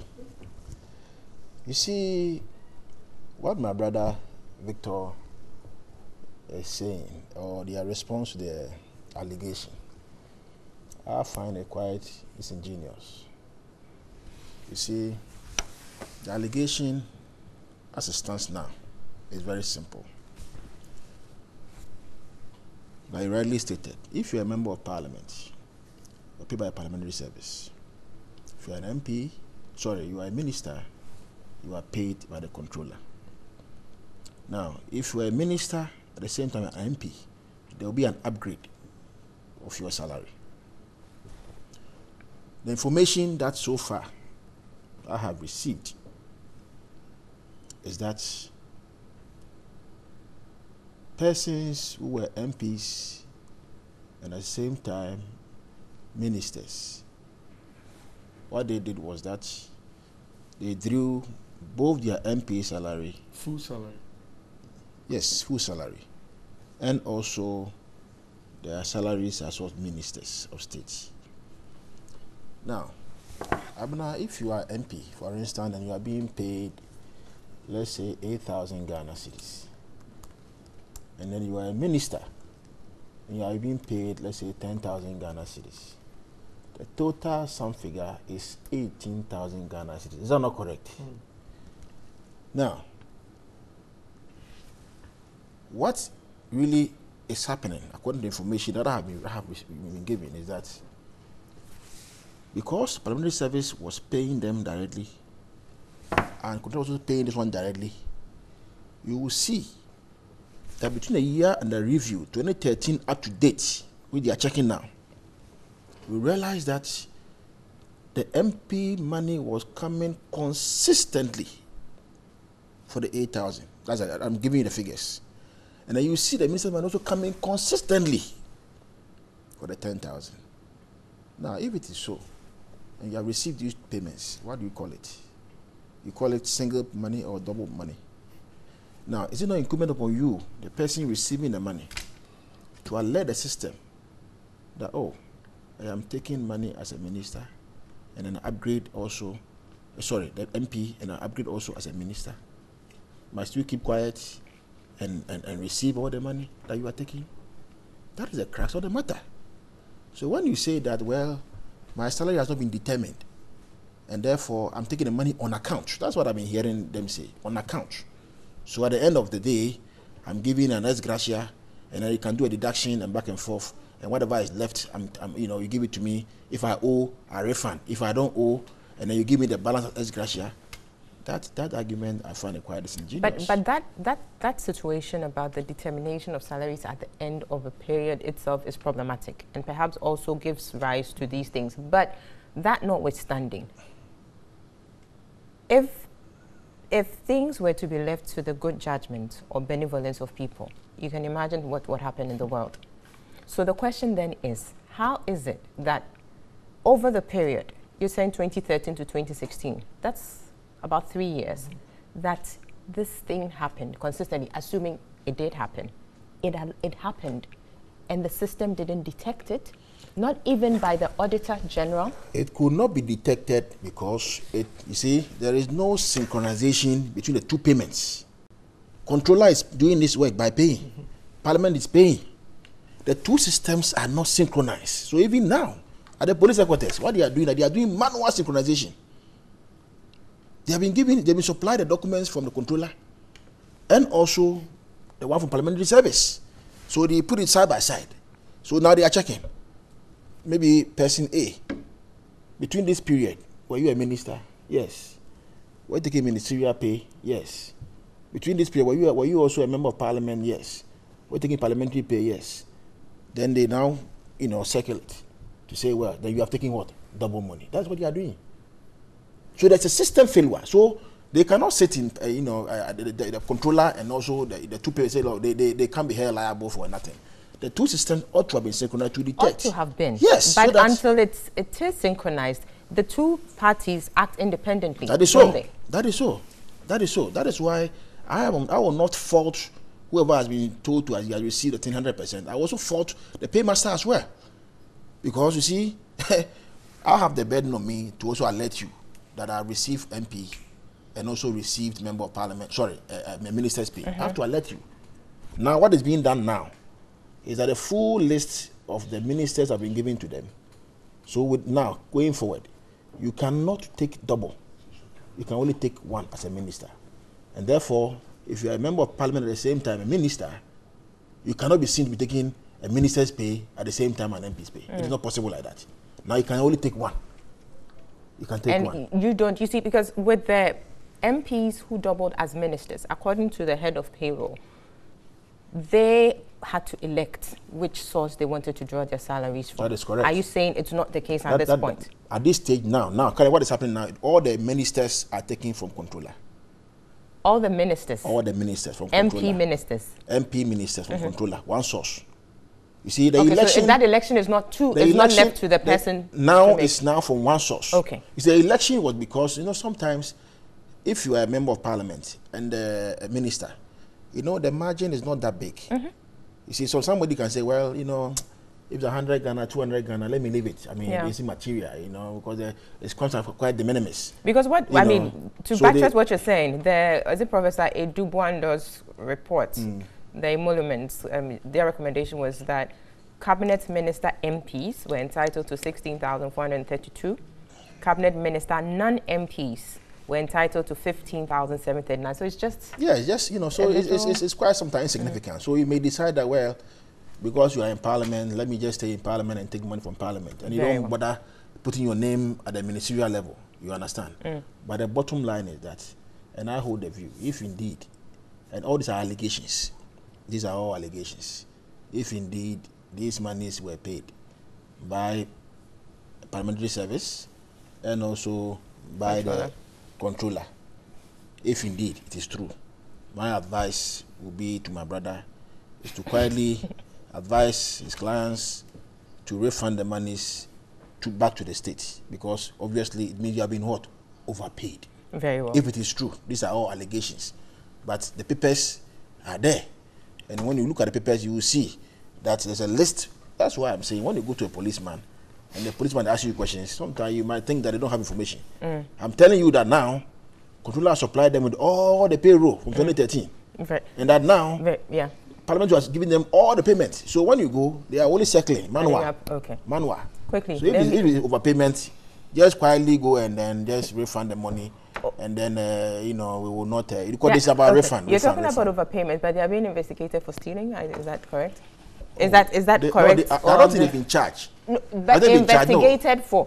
They are being investigated for offense of stealing. Yes. So that's what it is. I cannot teach police people how to do their work. Very well. If I were going to investigate this matter, I would have been investigating for what do you call it? Unlawful. What do you call it? Dishonestly receiving. Okay, dishonestly receiving. But not stealing. But not stealing. Which for me is quite. But not stealing. You know, I would just say dishonestly receiving, and then end up by concluding that if I see that on these two counts, I can see the payment coming from 2013 all the way, and one payment is coming, full money. And I also can see on the left side, parliamentary service paying me at the same time. I will just say, my brother, quietly, can you give me half of the money back to the state? Okay. That is all. Very well. And, let me go to Bobby. That is all. I may not even go to court to prosecute the matter. At the end of the day, it's the money we want, isn't it? Once there's a refund. Quickly, Bobby, your perspective on this, but also just to throw in some, I mean, maybe to muddy it some more. Again, I made reference to the Professor Edubuando committee report on the emoluments, and I'm doing this just to drive home the quantum involved, that is, if indeed it happened.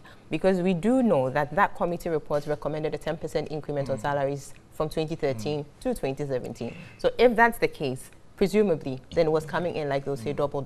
That is, if it did happen, and you're looking at huge sums of monies here.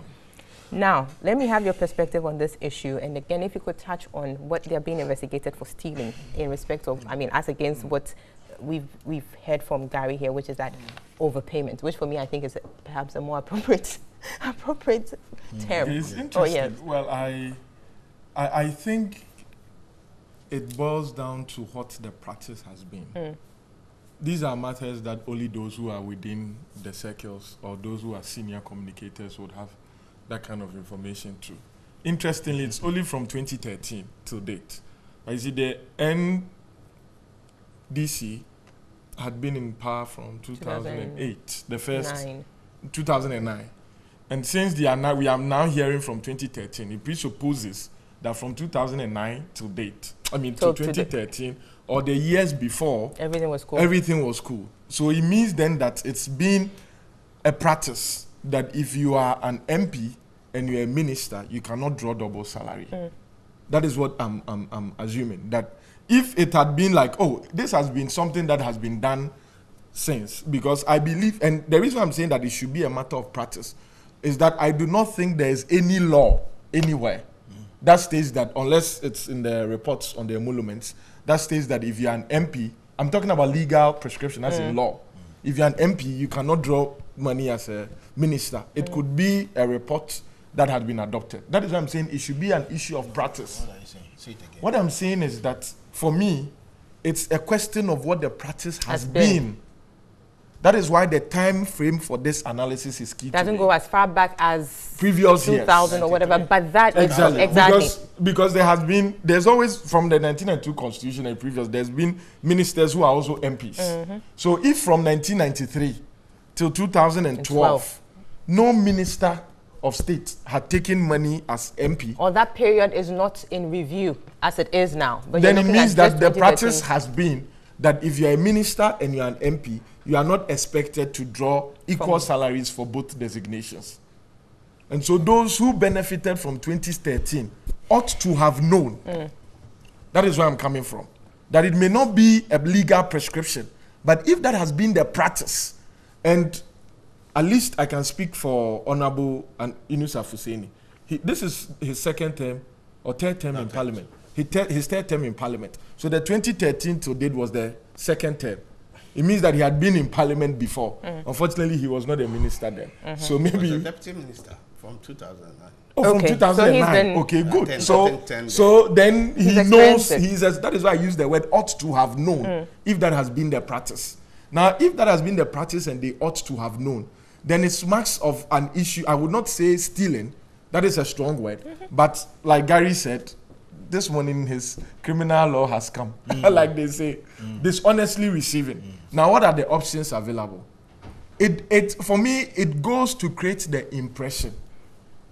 And like I said in the morning, when we started, that corruption is more about impression than what has actually happened. Victor has said that they are ready to say at the end of the year, when you are supposed to pay us, do the reconciliation. Whatever you think that we have taken, give it to us. I think the reason why they have taken that huge defense, or that very stout defense, is the tag of stealing. Because if in normal banking practice, if you deposit money into my account wrongly and I withdraw it, you cannot charge me for stealing.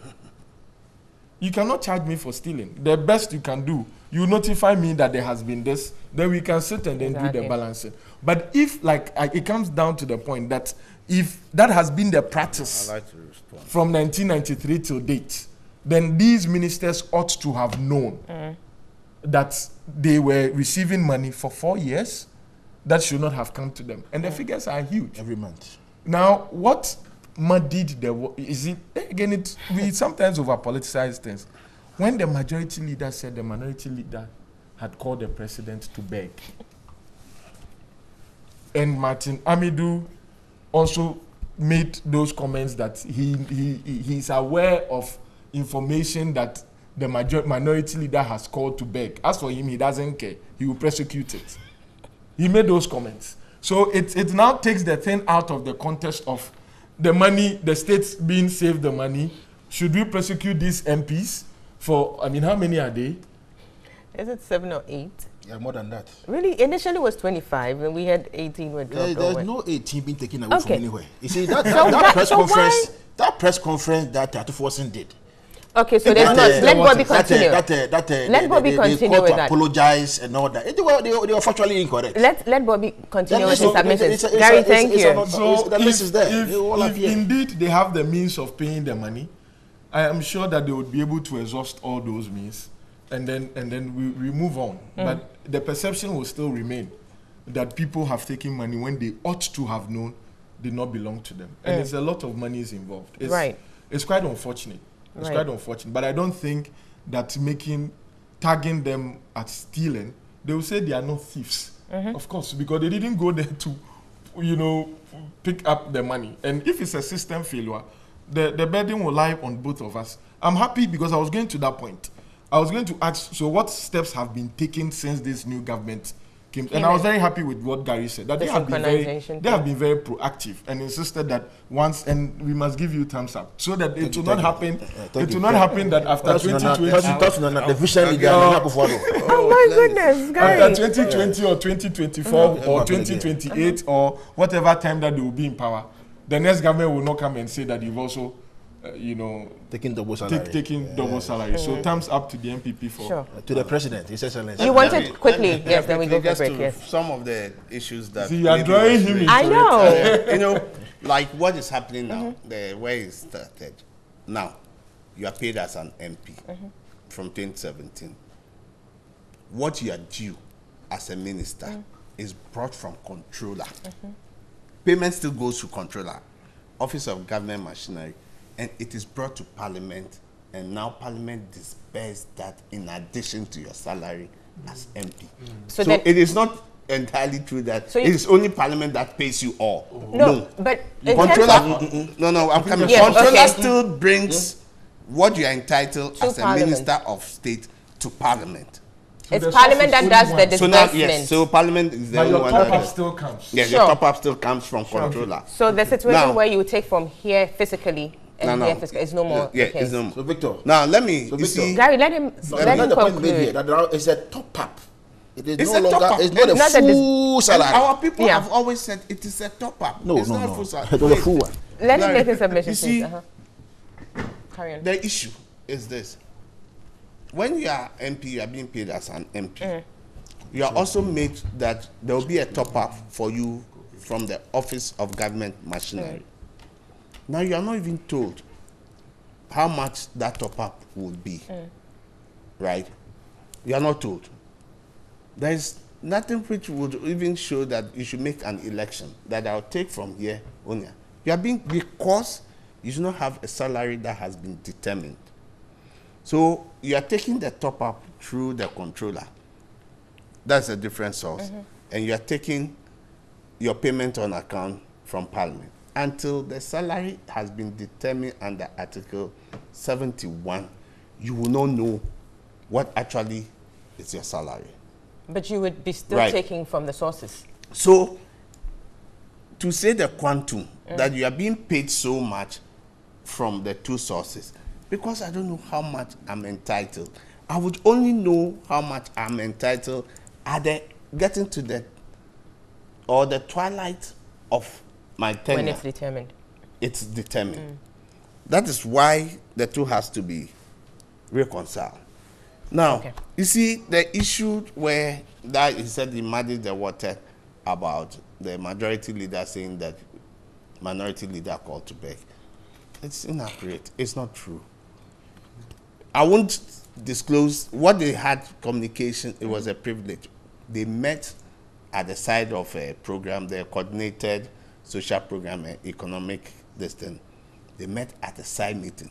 Even the majority leader was not even present in that meeting. So he doesn't even know the communication that went in between the two of them. He said it was only the two of them. So how do you now go and say but then the minority leader has not.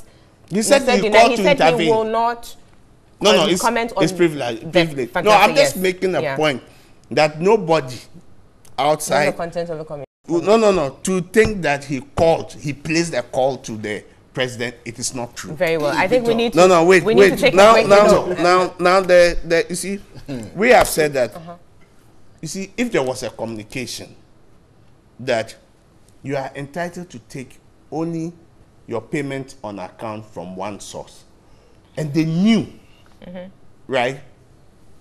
Then that means that they knew, but they went and took from two different sources, right?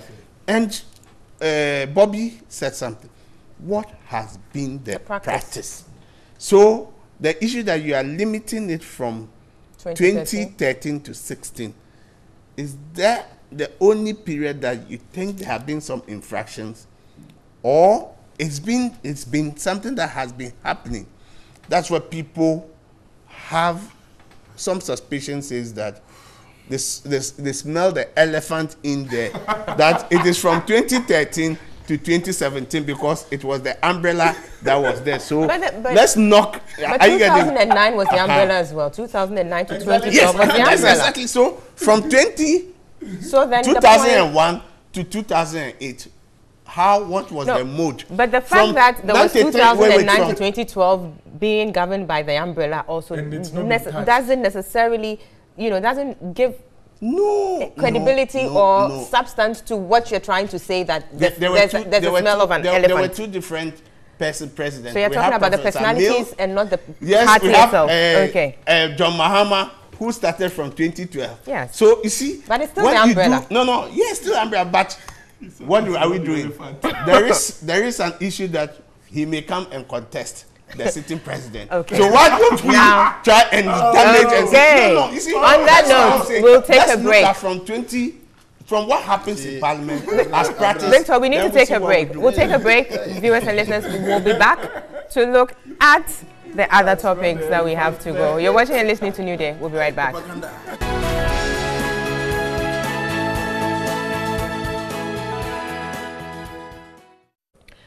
Welcome back. This is New Day Saturday edition. We're live on TV3, also live on 3FM 92.7, and we're online streaming live around the world at 3news.com, also on our Facebook page, TV3 Ghana. We'll be moving on next to look at some news that came out of the Jubilee House, if you like, yesterday, regarding the President's list of some 998 staffers and ministers of state at the presidency. This was submitted to Parliament for purposes of accountability, obviously in accordance with the Presidential Office Act of 1993. 998 staffers and ministers of state, quite a staggering number. People have raised eyebrows about this because you're looking at this in comparison with the 706, I believe, from the previous administration. But we have a breakdown of it that we'd like to put up for viewers to look at, and then we'll come to the panel for their reaction to this. Let's take a look. All right, so here we're just going to give you a breakdown of exactly who's doing what and where they're from.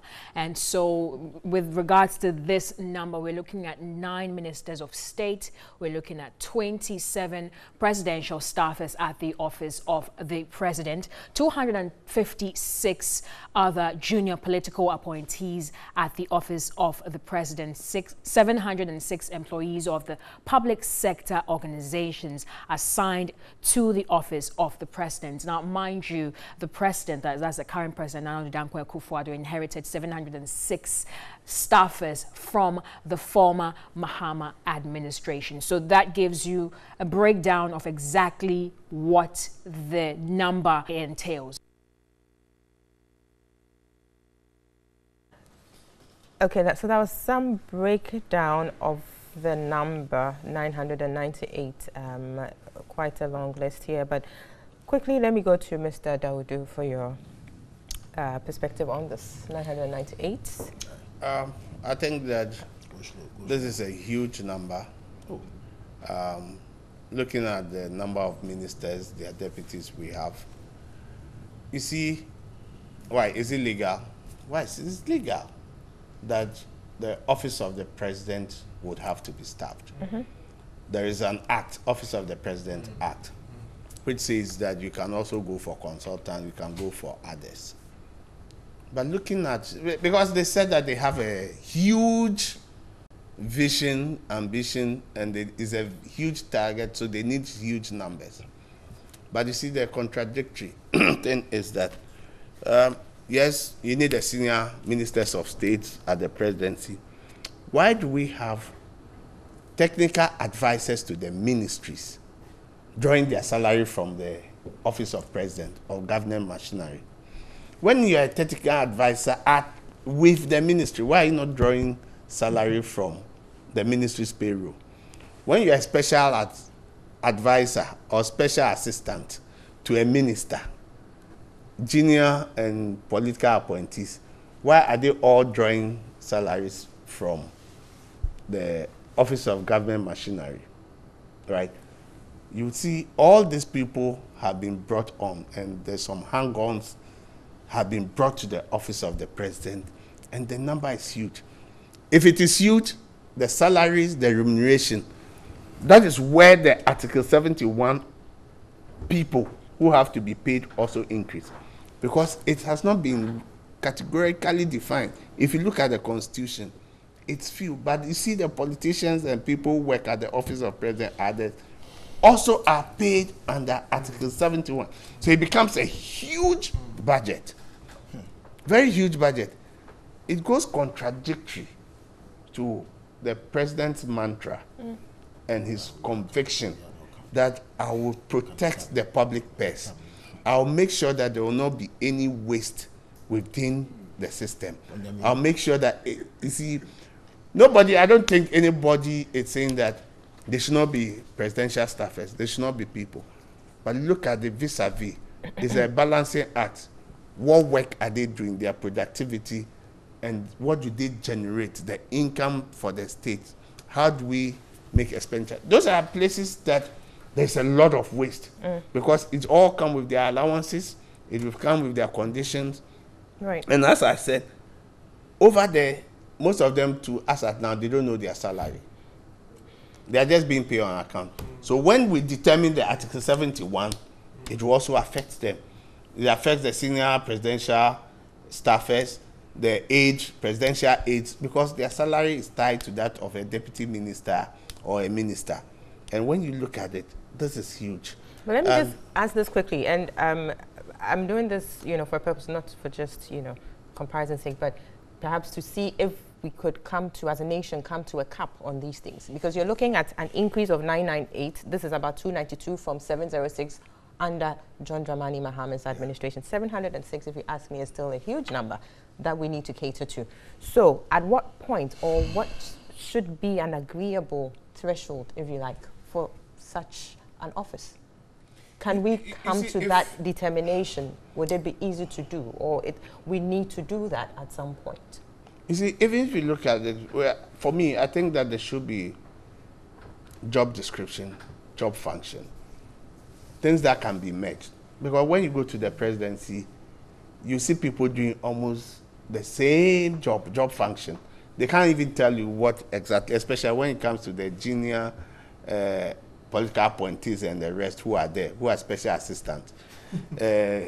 There are 2 deputies or 3 deputies to a minister, and there is an assistant. What exactly is the assistant doing that the deputies cannot do? Those are things we need to look at and trim. So if you have job function, we are going with the position, we should be able to streamline and eliminate some of that. But you see, also don't forget that when we decide that we will have to go to constitutional democracy with political parties, political parties will always come with appendages. They will always come with political appointees, and it will be like job for the boys.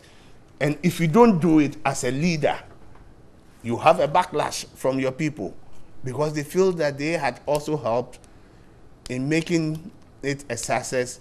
And whilst you are there, they also want to be with you. These are things that I think that it goes deeper. We need to look at it. They say they have a big vision. They want to execute it. If they lead such large numbers to execute it, I think at the end of the day, maybe if they are able to execute it or they are not able to execute it, 2020 will be able. But people who always feel they will have to speak against it family is a government of family and friends. If it was wrong yesterday and it's correct today, let's accept it is right today. So that tomorrow, if somebody also comes and doing the same thing, nobody comes and complains and says that, oh, and that's yesterday it was wrong, today it is right. Yes. So it is left for us as society to determine. Exactly. But I think that those are things we need to look at and look at it properly, because if we don't stop somewhere, we will continue. Exactly. People will work at the office of president. There will be political appendages. There will be people who hang on around the office of president and carry themselves as it happens under every administration. They will tell you, I work national security operative or I work with Office of President, when you even look at it. But they have offices there, but their name may not even reflect. Very well. You know, so we need to look at it and discuss it. Very well. Gary, how do we justify 998? These 998, most of them were already there before the government took office. You see, so saying some of these are technocrats? Yeah, they are there. You know, it's not a case that these are all fresh appointments which have been made. You know, some were there and there were fresh appointments, but there were some who were there who obviously, you cannot just dismiss people. They are also Ghanaians and they are working for the state. You know, so it's not a case that you want to appoint a fresh list of 998, workers to work for the state. So I think that we should be clear and distinguish the matter very carefully so that we don't let it appear as if these are fresh appointments. Most of them were left there by His Excellency President, former President Mahama. And they are still working for the state. You can't just sack them. When you say most of them, which, because there are various sectors or categories of the, the numbers. It's been broken down into ministers of state, presidential staffers, junior political appointees. Obviously, junior political appointees cannot be from the previous administration. And for that, you have a number of 256. Yeah. You have employees of public sector organizations, that's 706. Right. You know, and then it goes on and on and on and on. Yeah. But for instance, if you're looking at junior political appointees, 256, that in itself is quite a huge number. Well, there's work to be done. There's work to be done. And I think that, if you look at the machinery of state, machinery of government, and then you look at the figures, sometimes if you are not careful, maybe on the face of it, you might think that, the figures are that huge. But the question that we should ask ourselves, is there work for them to do in their various respective departments that they have been assigned to? If there is work to be done, then obviously maybe it will be justifiable. But the fact of the matter is that there were people who were there before the government took office. They have not been sacked because they are also Ghanaians and they deserve to work in their respective fields, and they are working. And there have been additional appointments. So we shouldn't make it appear as if these are all fresh appointments that have been churned out, to the public. That's the way I want to correct that. Very well. I mean, if indeed that's the case, then that's useful information there. That it's not, they're all not fresh numbers, but it still doesn't take away the fact that 998 is not a small number. It is a huge number. Well, a huge number, small number, I think is relative. But basically, if somebody looks at the number, you can say, well, 998 is a huge number. Somebody can say, look at the number and say 998, depending on the quantum of work to be done. Relatively, maybe it's also good or sizable. Depending on the work that is supposed to be done, then you can determine whether the 998 is. You see, we cannot look at a figure. For instance, somebody can say, well, if you pay somebody, let's say 500 Ghana or 1,000 Ghana, you can say it's a huge money. But another person can see that money as peanuts or as nothing or as pittance. So we must situate the work that is supposed to be done vis-a-vis the numbers, and then determine whether the work that is supposed to be done, considering the numbers that have been appointed so far, is it's okay. If it is not, then people can complain about it. Let me ask this: do you think, yes, like I asked Victor earlier, that there's the need for us to come to an agreement that perhaps we should have a ceiling to the numbers that we can have in respect of this, so that we don't subject, the state to a pendulum? Today, given who is in government, it goes this way, the numbers rise, they keep rising. Because, I mean, if you're looking at this, it can only increase with the new administration coming in, whatever time it is. Oh, you see, I think that the times determine what should be done. There's work to be done. There's a lot of work to be done. Yes, there have been arguments here and there that we should put even a cap on even sometimes even ministers and deputy ministers. There's been argument all over the place, and even government appointees. There's been argument all over because of the nature of the expenditure you might incur with these appointments. But the bottom line is that you must situate every appointment that you are making within the context of the work that has to be done. Because if you are putting people there to make sure that they work for the state, then obviously you may need some people to work for the state. But if they are there and they are not doing anything there, then they shouldn't be there at all, because the public purse ought to be safeguarded. Exactly, and that's my question that I take to Bobby here. That, the president in his inaugural address categorically said that he was going to protect the public purse, and that was one of his, main focus. Is this a way that, suggests that indeed we are protecting the public purse? 998, and the allegations about there not being clear, roles, as in people doing the same over duplication of functions, if you like. Now this problem goes beyond the MPP, and I think, one thing that I am beginning to like about the MPP is the fact that they try so hard to fulfill statutory requirements, irrespective of the backlash. Now, we are here talking about this because they have presented the list to Parliament. One argument, how many times did the NDC present the list to Parliament? We've always said they presented it way, way after the term and everything.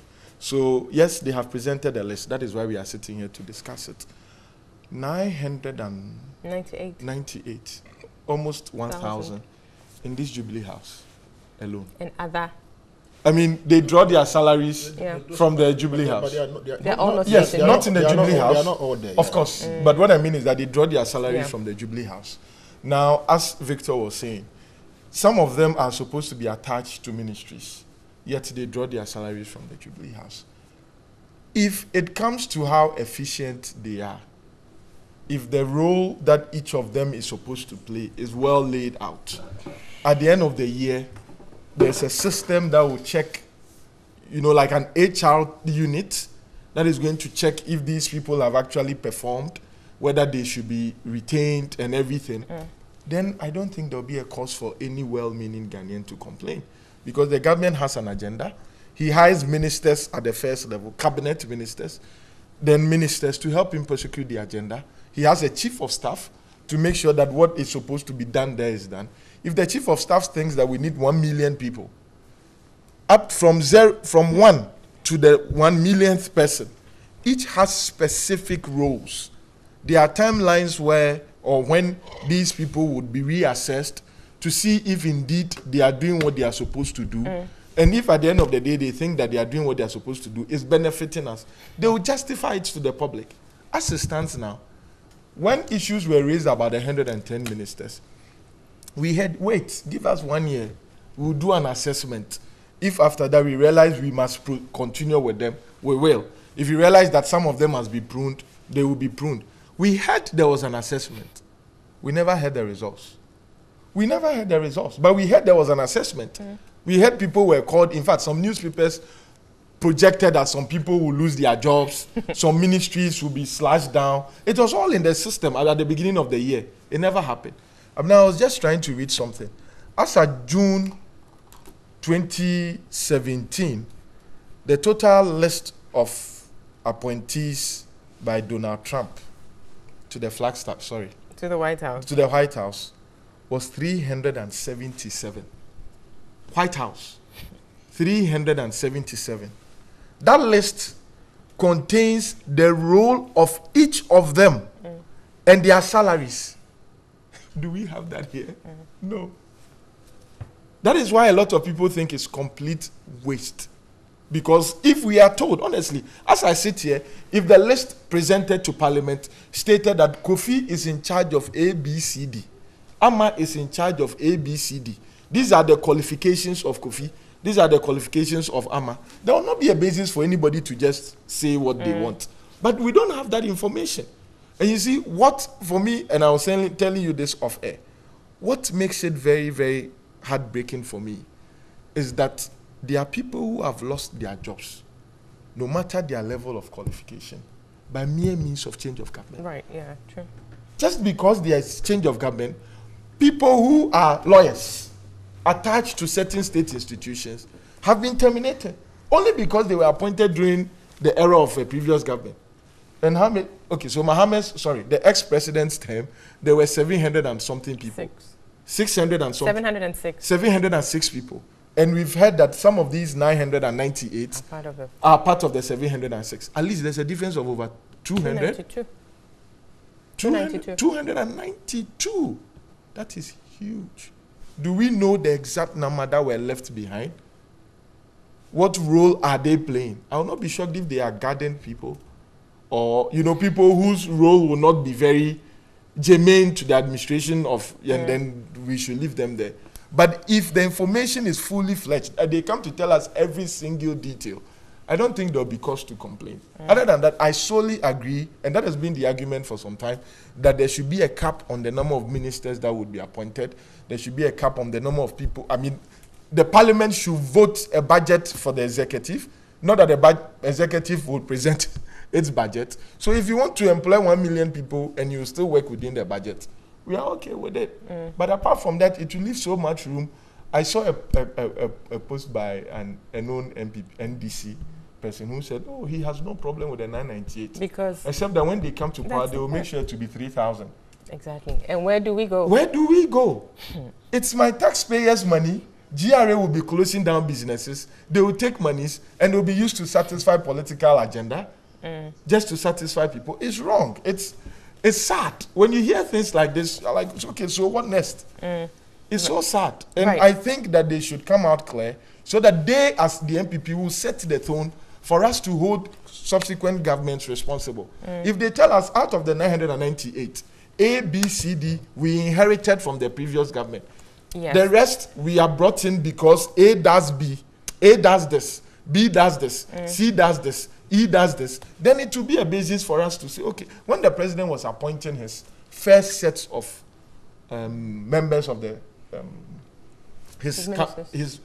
and the flags, I was happy with something. Whenever he mentioned a name, he will give your qualifications and state what he knows you can do and why. I was very impressed with that one.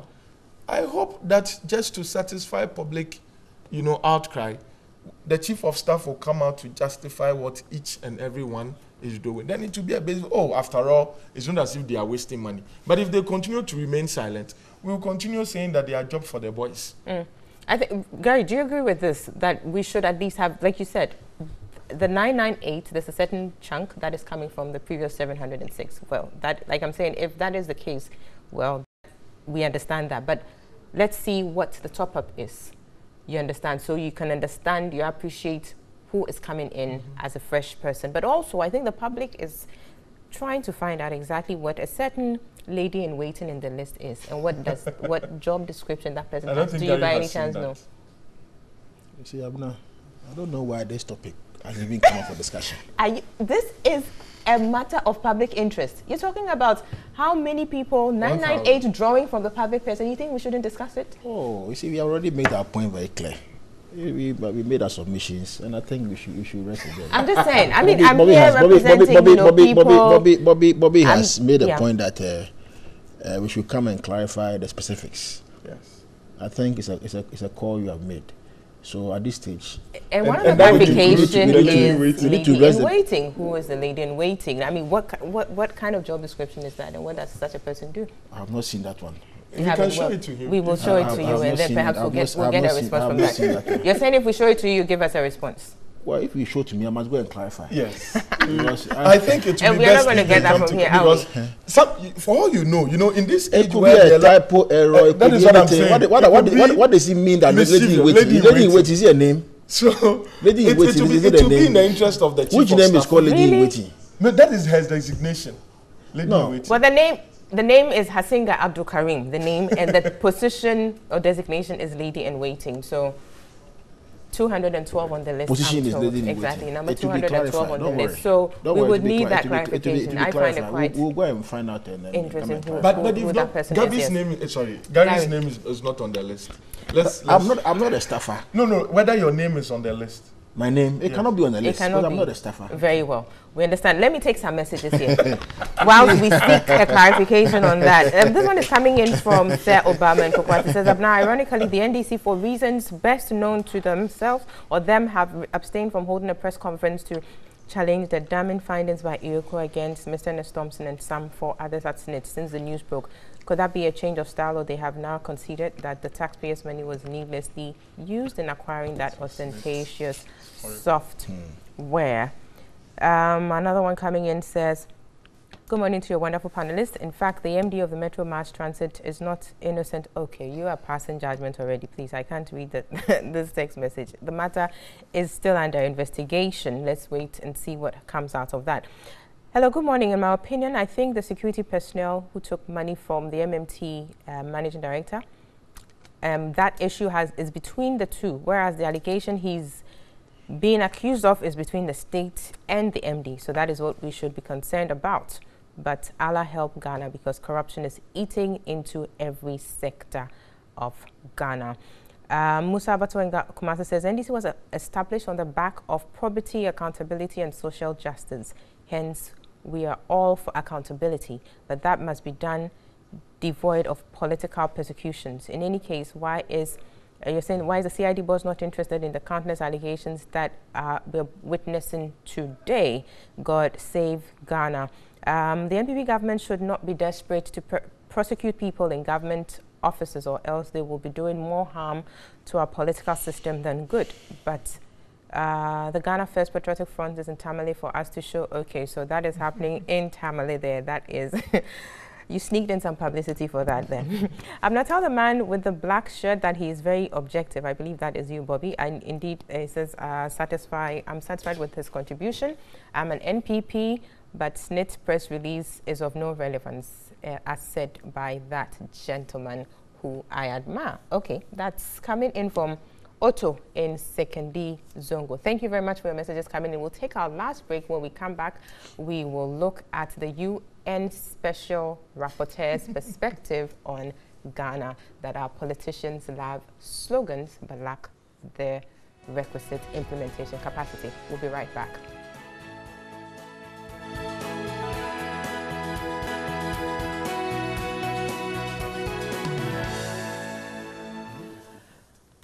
Welcome back. This is Newday Saturday edition. We're wrapping up on the show here, and with our wrap-up, we're looking at the UN Special Rapporteur on Extreme Poverty and his perspectives on Ghana's efforts at addressing poverty. He was in Ghana on a field trip, and he met with some journalists, and in his interaction with some journalists, he made some interesting, statements, very profound statements there. But the one that seems to have caught the attention of many, obviously, is the one that is talking about sloganeering by politicians, Ghanaian politicians. And he says Ghanaian politicians are fond of making slogans, but essentially they fail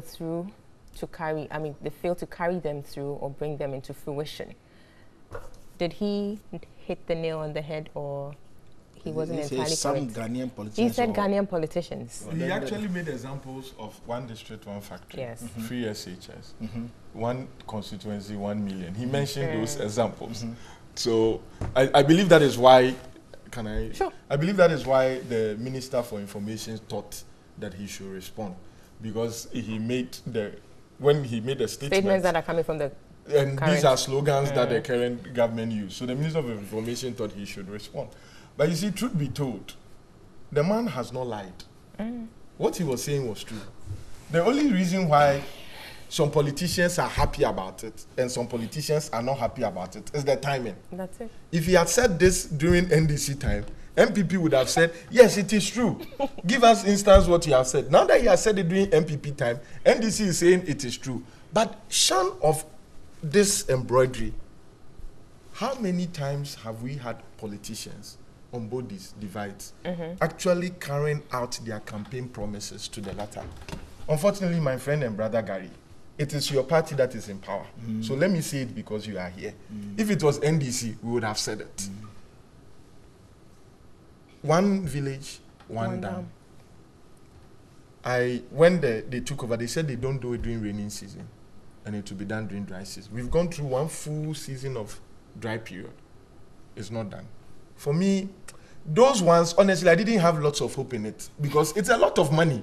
You see, if you are not in government, you may not necessarily know the extent to which the funds are there. Because I remember when people kept asking, where are you going to get the money to fund all these things? Especially when you're saying you're going to be cutting down on taxes. They said money is there. It's the NDC government that is abusing it. They kept saying it. As it stands now, I don't know which constituency has been given 1 million. Well, the talk was that they were setting up the development authorities because the development authorities were to coordinate or facilitate all of that. But those have been set up. So the now, ones that were set up last 2 weeks or so. I believe so. Okay. Because, yes. Now the ones that are important to me. The first one is the national identification card. For me, it solves a lot of our problems. I hope that, I know the authority has started work. I know plans are far advanced. The only problem is that we keep hearing deadlines, which do not, the way we you know, if you say we will do it before we leave office, everybody has an expectation of 4 years. But if you say within 6 months, within 3 months, and you always keep, look at the RTI bill. They promised that it's going to be laid, passed before Parliament rises in February, before the Easter.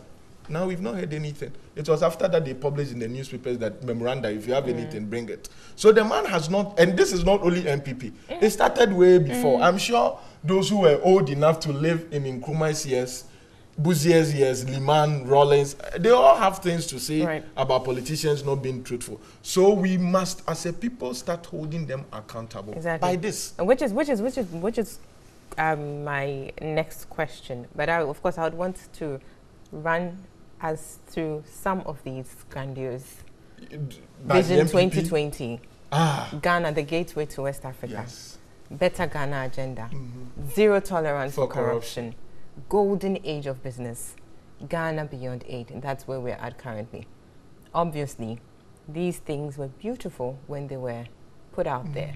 Nicely couched. Indeed, he says that politicians are fond of setting beautiful, you know, slogans and all, but the problem is in their implementation. And Bobby, you raised a point about perhaps it's we the citizens. And I think that's a question I would put to you, Gary. Do you think citizens have reinforced this attitude in politicians, or we are innocent victims of this? Because after all, it is said that leaders are a reflection of the people.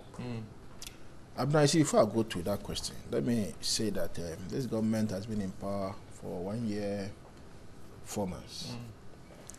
Now, within this period, if you want to talk about the government which has kept the people and its promises, is the President Akufo-Addo's administration. Look, it was a big campaign mantra that when the government takes office, to set up Office of Special Prosecutor. It has been done as we speak. And the office now is being set up. It's a full-fledged office. It's not a full-fledged office. It's not, Gary. It has been set up. Mr. Martinamidu recently granted an interview. He's waiting for... Yes, that's what I'm saying. It has been, the office has been created. There's a special prosecutor there now. They will employ their staff. That one is another matter altogether. But I'm saying it has been done. 2. But you see, what this man is talking about is implementing the slogans to the point where there is transformation, which leads to poverty reduction. So if you end at setting up the office, but not giving it the resources to work, as we saw in the Administrator General's time when it came to the transition, then you might as well have not even passed that act. You see, Abna, Rome was not built in a day. Rome was not built in a day. This room has taken 60 years. Take your time. You see, Bobby, Rome was not built in a day. You see, the president has taken office. Let's give him time to work. Free SHS, with this huge implementational costs, it has been done. It has been done. It was promised and it has been done. Restoration of teacher training and nursing allowances. It was promised in the campaign. It was not a mere sloganism. It has been done. It's been implemented.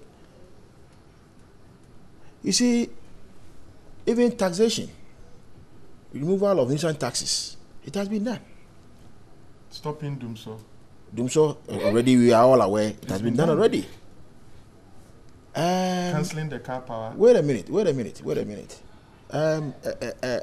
ECG, ECG, reduction of ECG tariff. Okay?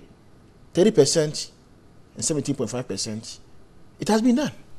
Now, when you go and buy the power, you can feel it, a reduction, a full reduction of the cost of power. You can feel it in your bones that has been done.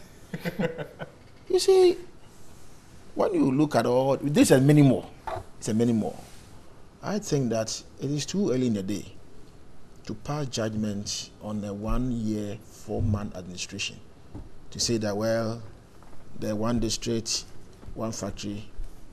But those are based on the timelines you set for yourselves. It's not Yes, like somebody's just coming out of, the timelines, from under a rock and asking these questions. I agree. I think the timelines ought to be a 4-year duration timeline. Ought to be, but it isn't, because you gave yourself certain timelines within the 4 years. I agree with you. The timeline, in my view, ought to be the 4-year mandate which the people of Ghana are giving the president. Very well. That within the 4-year period, when judgment will pass on the work of the president or the government, we will now assess whether within the period the promises that were given have been by and large fulfilled. Very well. You see, for instance, if our time is up, so if you could just wrap up for me. Even the promises that have been delayed, have been given the people of Ghana, at the end of the day, 60% is delivered at the end of the 4-year tenure. I can assure you, you win the election. Ghanaians will believe that giving the president another mandate for another 4 years, the rest will be what? Implemented and delivered. So within 1 year, 4 months, it's too early in the day to pass judgment and say, well, we said to be done within 6 months, whatever. Let's give the government time. And I can assure you that with the way work is ongoing, within a 4-year period, work will be done on at least majority of the promises which has been delivered to the people of Ghana. Okay. On that note, we say thank you, Bobby. Do you have Yes. I want to say a happy birthday to my brother, Mr. Eddie Osei, Kofi Osei in team of Lakeside Estate, C8119. That's his house number. So all of you who know him, What about Ghana Post address? The Ghana Post address. I don't think they posted one there. We would be coming there this evening for the party. So C8119. Eddie, I can't believe you're just putting out such information. Anyways, well, happy birthday to you and many others. I think Victor Daudu also had a shout out to some people. But thank you so much, viewers and listeners, for making a date with us this morning. Thank you for spending your Saturday morning with us. We do appreciate that. We thank you for your messages. We'll be back here same time next week. But another big shout out or thank you to my panelists, Mr. Gary Nimakon, Bobby Banton, and of course we had Victor Kojoga Adawudu with us, but he had to leave. Have a good day. Bye-bye.